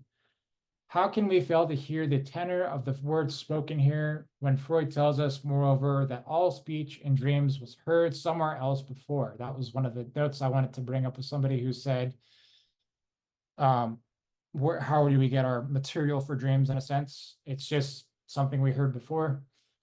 That it was in fact pronounced at some point by someone. How can we not see that the child was burning with desire, but in the field of the other, in the field of him who is addressed, the father in this case? What was at stake, if not some failure on the father's part, insofar as he was a desiring being with regard to the cherished object, his child? This is what is not analyzed, albeit quite sufficiently indicated in what Freud tells us. It is from this that reality itself, in its coincidence protects the father. In any case, Freud agrees the interpretation of this dream is not the reality, the glowing coming from the next room, that caused him to have it. What thus guides us when we interpret dreams is certainly not what does it mean or what does it want by saying that, but rather what by speaking does it want. It apparently does not know what it wants. This is truly where the question lies and where we must bring in our formulas. One aspect of the dream that I think is interesting to think about at the beginning of chapter 7 is that first, Freud isn't analyzing the father. Freud is hearing this, I think, second, maybe even third hand from a woman who heard it from somebody else. Where does he say? Should have highlighted things. The question of the dream being overdetermined. Oh my goodness.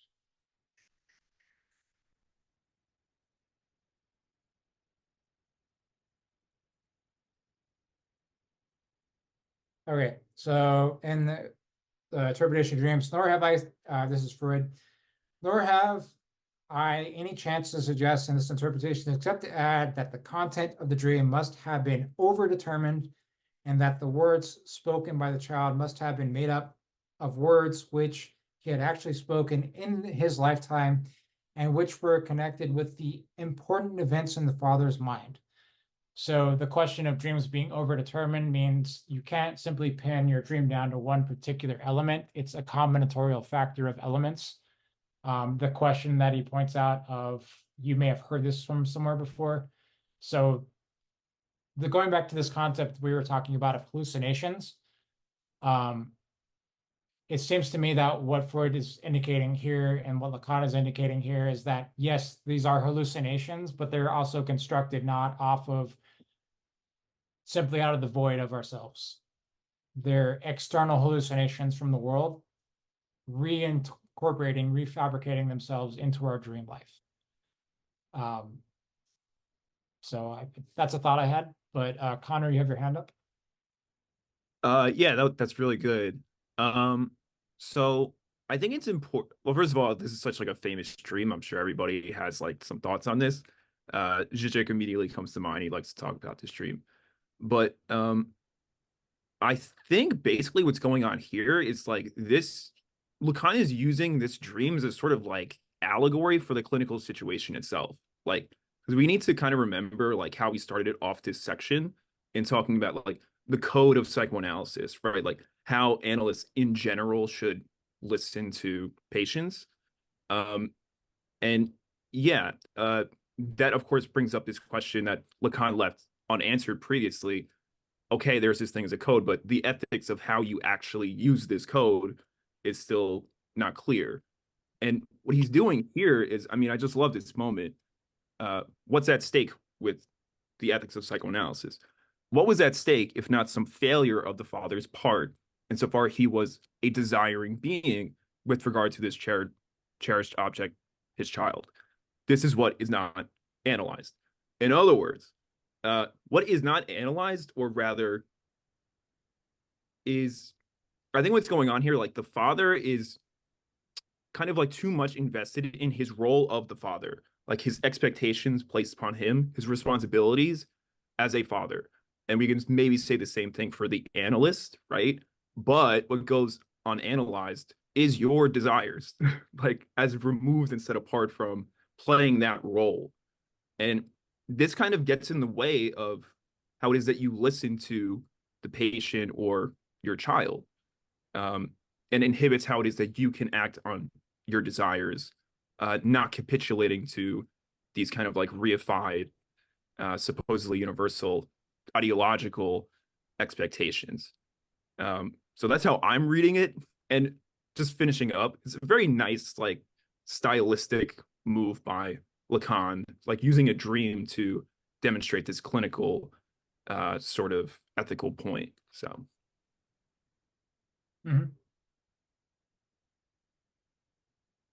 Yes, Matilda. I'm thinking about like the sense of maybe some sort of like fundamental alienation that's like a part of this like conversation about like dreams and reality and like what's going on here.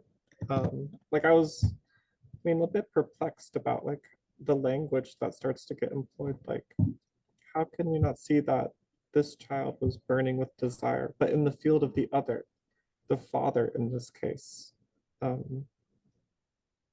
like that's perplexing in a way. Like in the dream, the child is like in the field of the other as father, like somehow the child is a part of like a dream situation. I don't, let me just finish. What was at stake if not some failure on the father's part insofar as he was a desiring being? It's from this that reality itself and its coincidence with the dream protects the father. It is from this that reality itself is protecting the father from this relation due to desire or something, and like how like you have to go through the other to know what you want or something. I'm just struggling to interpret these words. Daniel?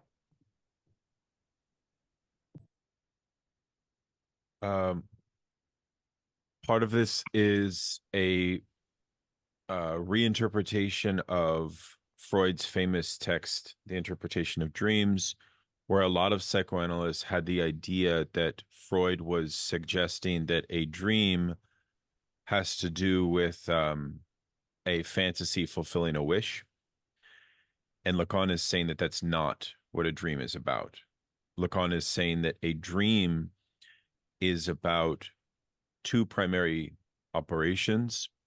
The first is a substitute representation that plays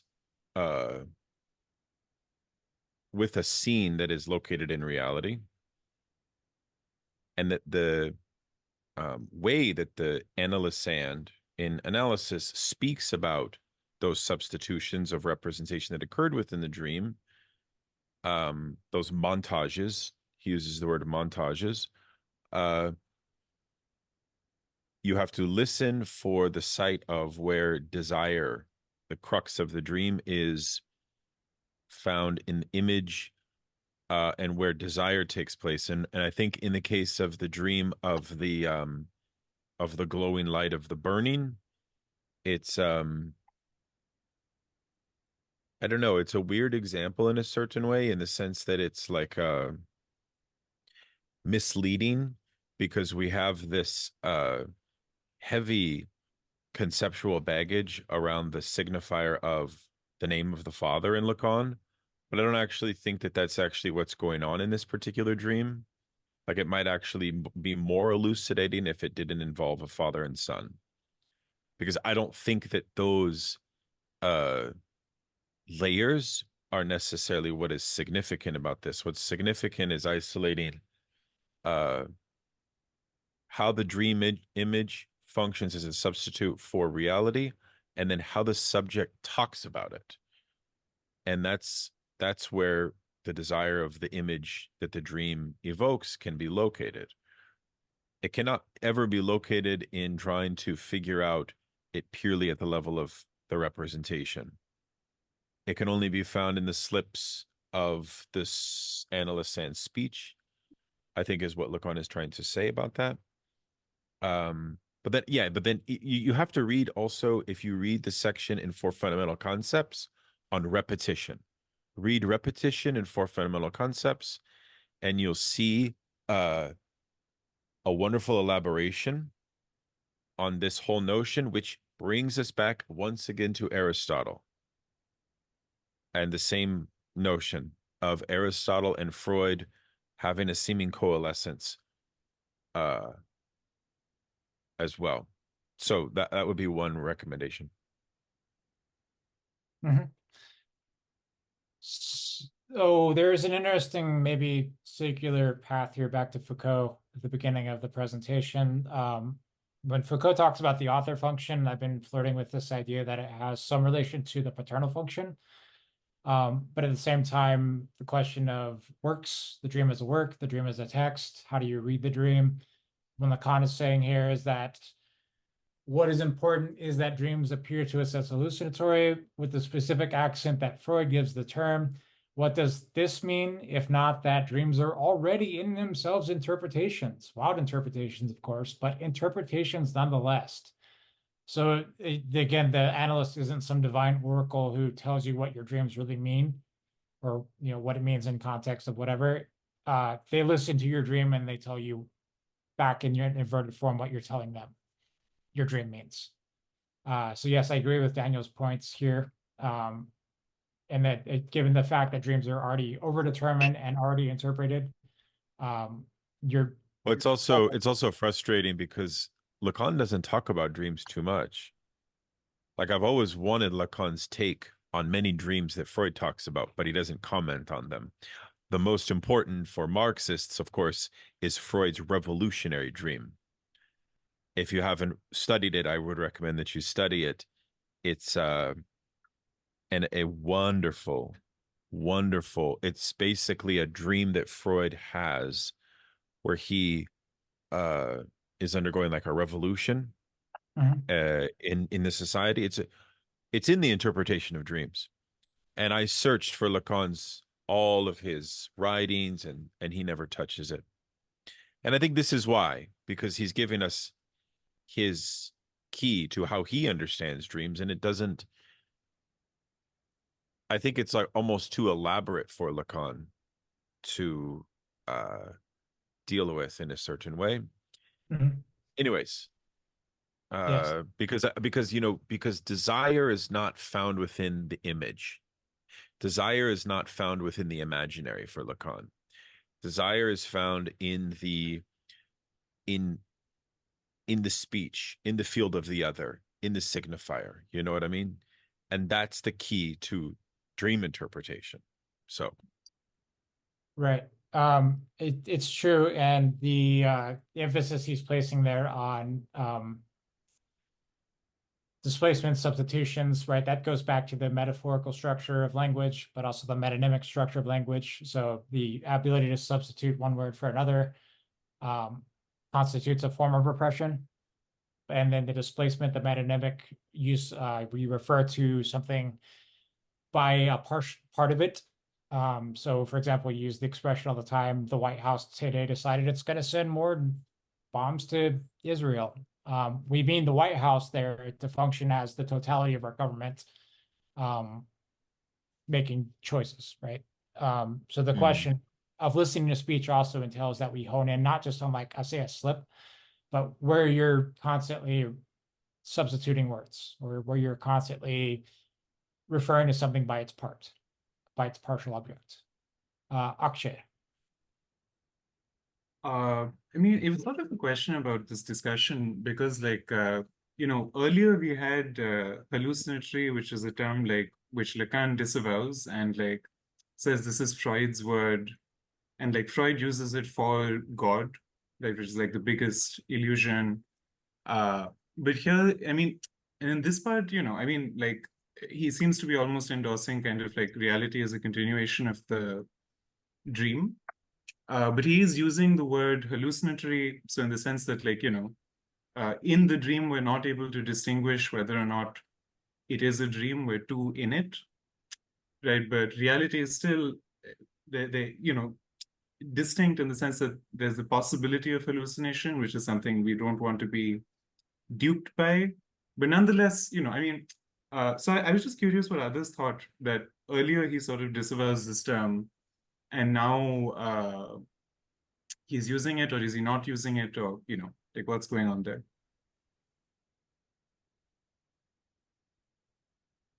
I don't have any media references or things about. So I was gonna say, if again the four fundamental concepts, Lacan uses a very simple example of two levels of reality work. One is the dream, and one is waking reality. And he gives the example of taking a nap and somebody knocking at the door, and that then igniting almost like a lucid dream within him as going back to sleep. And he says that this is an example of how dreams, because he was tired, he didn't want to go to the door, substitute in a new representation to reignite the dream. And in that sense, it's you kind of can see almost, you could see it graphed as these two levels. I think that the dream level is a different, perhaps you could say a different structure of representation. And Lacan even says that the hallucination comes from perception and consciousness of reality, and that the dream functions to keep that in abeyance or in suspense or in restraint. So it's all about this kernel of a repetition of pleasure. And I think that he's saying that the dream presents a different form of this repetition, but it corresponds and interacts with the PSI system that we looked at before, the perceptual system. So it's kind of an intricate interrelation, I guess. Yes, before we press on here, I do want to suggest folks look at a quick passage from Function and Field of Speech and Language and Psychoanalysis, which for me is the core Lacanian text. But basically, he's going to say in this, he says, but even this is no more than deciphering of the instrument. He's talking about dreams. What is important is the version of the text, and that Freud tells us is given in the telling of the dream. That is in its rhetoric. And he goes on to list like of things that you should be paying attention to. The ellipsis, remember at the beginning, he talks about he detected an ellipsis in Foucault's speech. Pleonasm, hyperbation, solipsis, regression, repetition, apposition, and these are syntactical displacements. Metaphor, catachresis, these are very obscure words. I've looked them up before, they're fun. Anatonomisia, allegory, and metonymy, and synecdoche. These are semantic condensations. Freud teaches us to read in them the intentions, whether ostentatious or demonstrative, dissimulating or persuasive, retaliatory or seductive, with which the subject modulates his owneric discourse. So again, just doubling down on this point that the emphasis is on how you talk about the dream and how the analyst listens for certain ways, things that you talk about when you talk about the dream. Yes, Gareth. Yeah, I wonder if anyone wanted to note or explain that Lacan attributes a desire to the dream, and then also its lack of self-awareness about that desire. And so that's obviously animating the dream. And what is, I don't know if anyone has anything, because that's where he ends up. He says, like Chris is saying, it's not like dreams are messages from the gods that we should decode, as sort of maybe as a vulgar understanding of psychoanalysis. But it's saying the dream has a desire. It doesn't know its own desire. I don't know if that at least tempts you to the thought that what you're trying to do is figure out what its desire is, although maybe that's not what you're supposed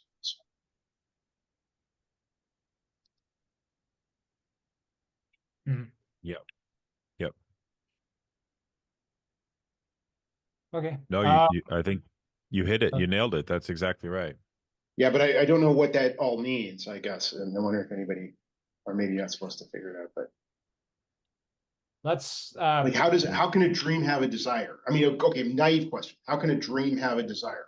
How could a dream be ignorant of anything? Like maybe I'm being too crude and reductive, but I think he means the dream is an indication of an unconscious subject that something desires but doesn't know it, right? Like, and that the fact that people dream and slip up indicates the existence of such a non-Kantian sort of subject. I mean, again, tendentiously. Yeah, I mean, maybe that's a temptation too, is like to make the unconscious kind of a different subject. But he doesn't say the unconscious. This again would be like, more typical vulgar Freudian thing is the unconscious is sending you the message through the dream.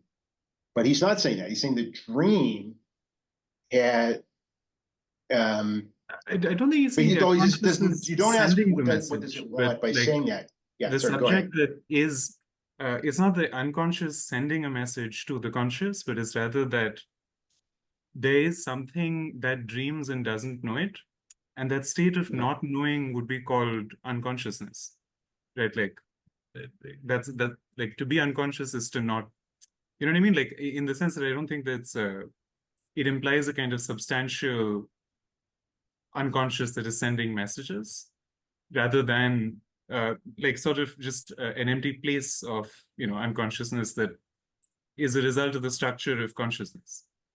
So the it, I guess it's what the it would be il veut, but what by speaking does it want? So what's the it? Is that this other? Is that the unconscious? Maybe I'm not getting what you're subtly what you said actually, but like he's saying the real question is, what by speaking does it want? And is it the dream or is it something else? And it's not what does it want by saying that, which sounds like the same thing as what by speaking does it want. And then it doesn't know what it wants. I mean, it may be right that it isn't the dream. I've been interpreting that as it's the dream, but maybe it's something else. Maybe that's the id, crudely. I don't know. Because I know he doesn't like the language of the id, but I want to suggest too that on the, I think it's first full paragraph on the top of 170 there, it says now as Freud quite calmly wrote, dreams present themselves as rebuses. So yes, we're not interpreting what the gods want our dreams to mean, but there is a certain sense in which we do decode the dream through free association.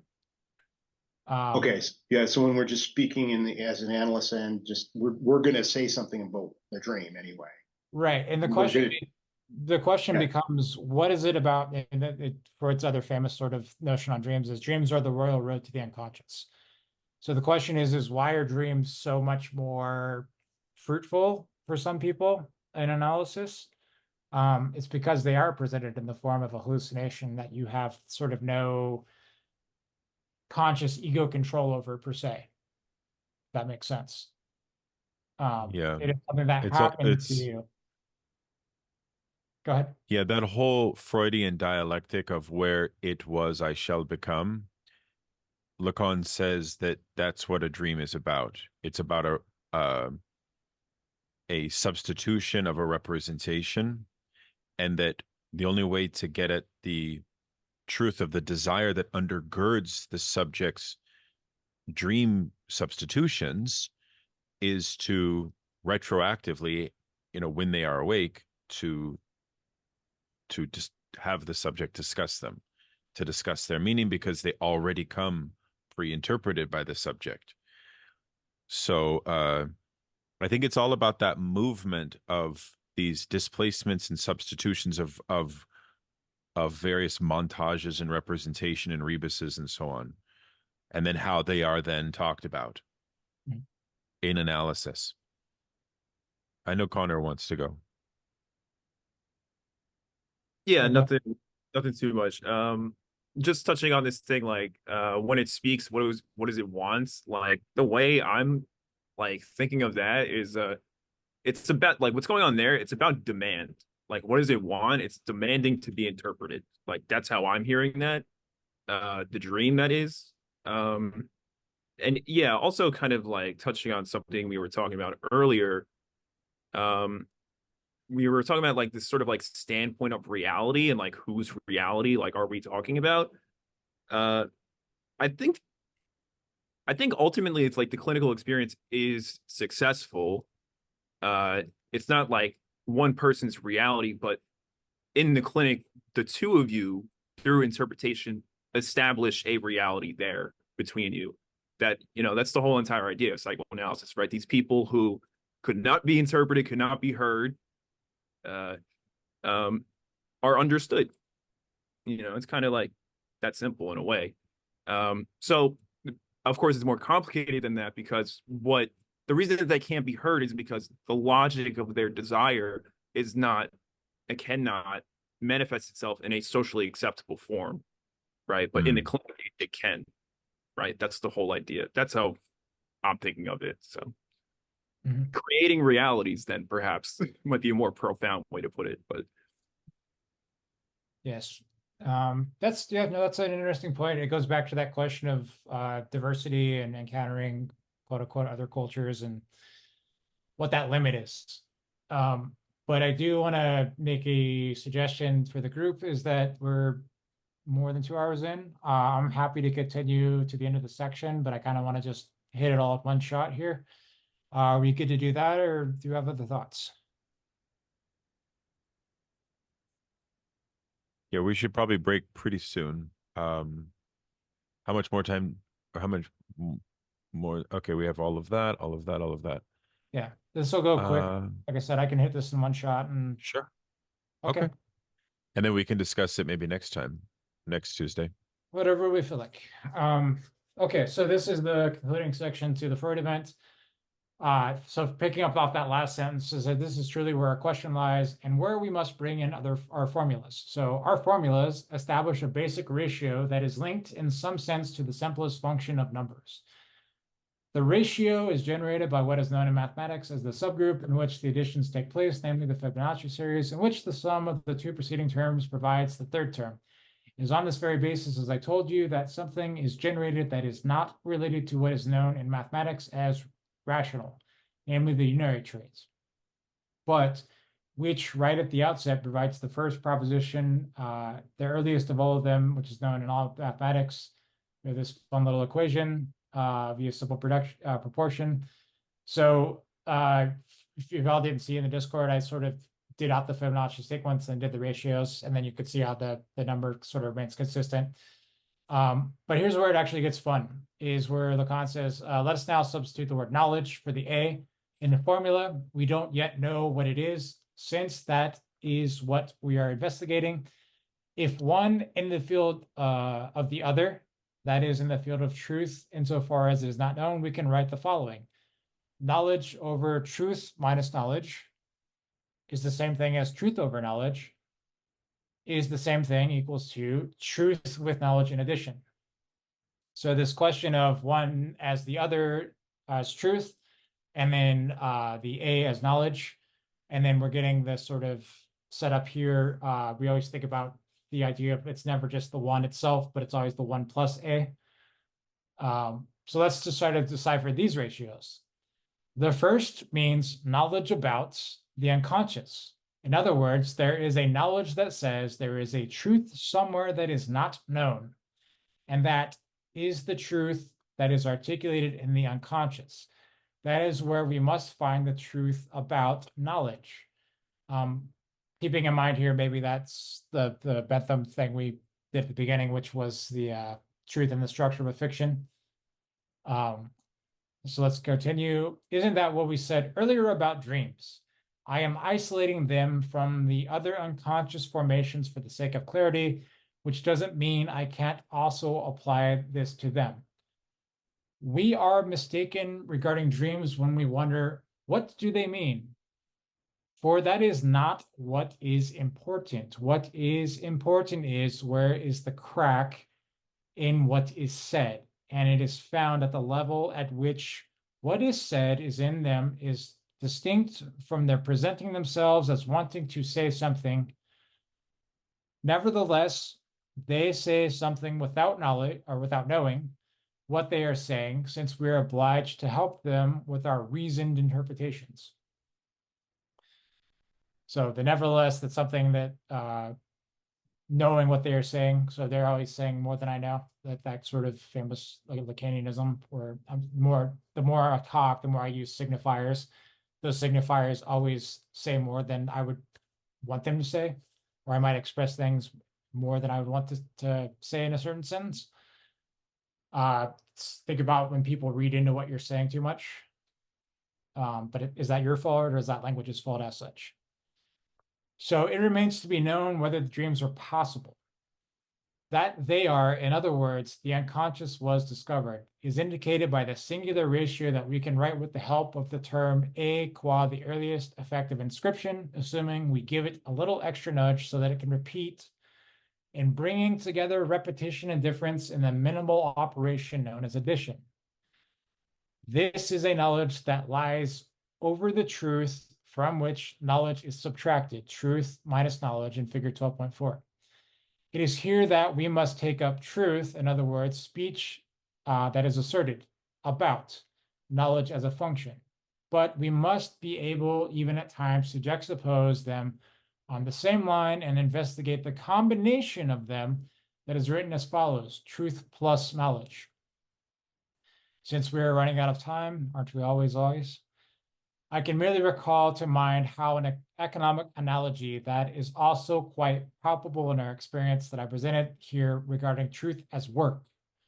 The work of truth is evident in analytic discourse, at least because it is painful, not pleasurable, painful. Although we can debate about pleasure, pain. We have to blaze a trail without veering either to the right or to the left into some sort of intuitive identification that would short circuit the meaning of what is at stake by referring to something wholly irrelevant, need, for example. On the other hand, I associated knowledge with the functioning of prices. Prices are certainly not established at random, no more than in any other effective exchange. But it is clear that prices do not in themselves constitute work. That is the important point. For knowledge does not either, regardless of what people say. I'm gonna just blast through the rest of this, but I do think that's an interesting point. Knowledge is something that was invented by pedagogues. People will soon tell us that it is acquired by the sweat of one's brow, as if it were necessarily correlated with the burning of midnight oil.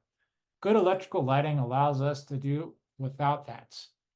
But I am asking you a question. I am not asking, have you ever learned anything? Because to learn is a horrible thing, where one has to slog through all the idiocy of those who explain things to you. And it is painful to remind you that, but rather coming to know something doesn't always occur in a flash. I do want to sort of like pause on that quick notion of explaining things to people.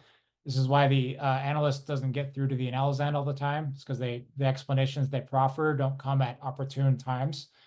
So if you're just explaining, no, you have an irreconcilable difference with your father and you're not willing to admit that, why doesn't the analysand just take that at face value and figure it out? It's because that comes from an alien position through the analyst.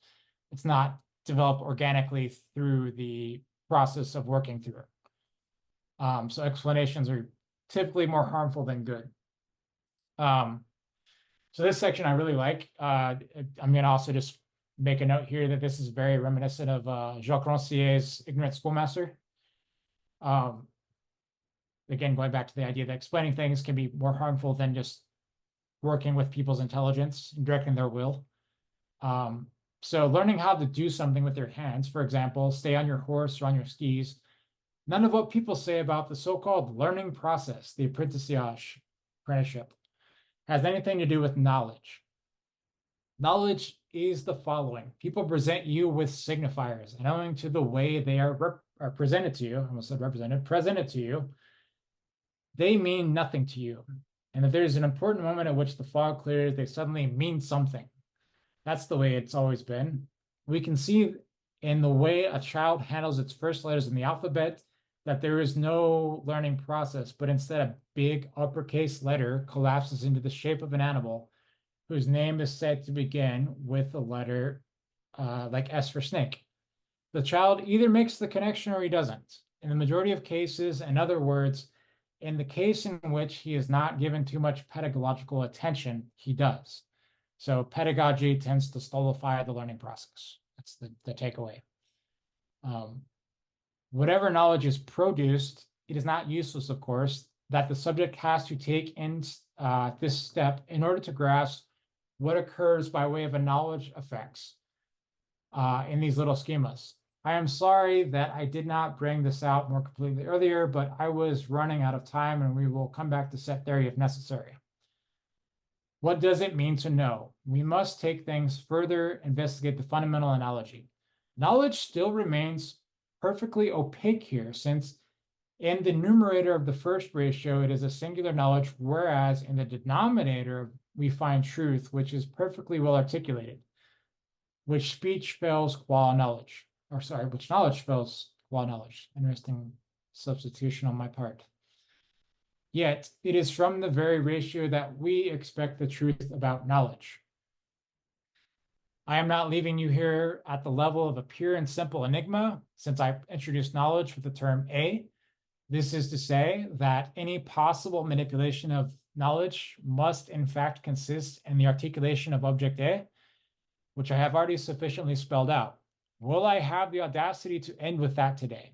I will have to give a plausible meaning to what would be written on the basis of a cross conjunction of the type used in the arithmetic between knowledge concerning the unconscious and knowledge investigated as the foundational function, insofar as it, in short, constitutes the very object toward which all desire tends, insofar as it produced at the level of articulation. In our meeting to come, we will have to consider how knowledge, qua lost knowledge, is at the origin of the desire that appears in any possible articulation of discourse. And that concludes the section, the Freud Event. Yeah, I do like the sections about knowledge, because if you think about this in relationship to Marxism, there's always this problem of producing knowledge about capitalism and then trying to hand that knowledge over to the proletariat and say, why don't you get it? What's your problem? Why don't you understand this? And I see that happen continuously.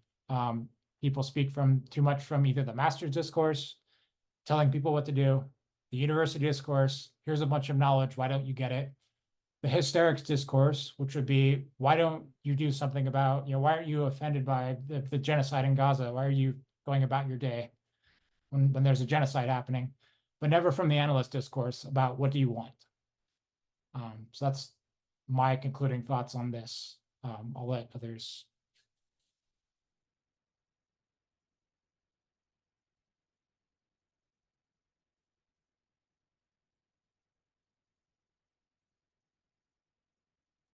All right. Excellent work, Chris. Thank you very much. That was excellent. Really benefited a lot from that. So let's pick it up next time, right where we left off. And let's dive into this conversation. I mean, he will develop this precise point on knowledge, and it's going to be quite useful. So try to read the next section. I think we've developed a study group that goes session by session. So be it. It's all good. I think it's a good pace for us, and we're all learning a lot. So I wish you all the best, and we'll see you next Tuesday.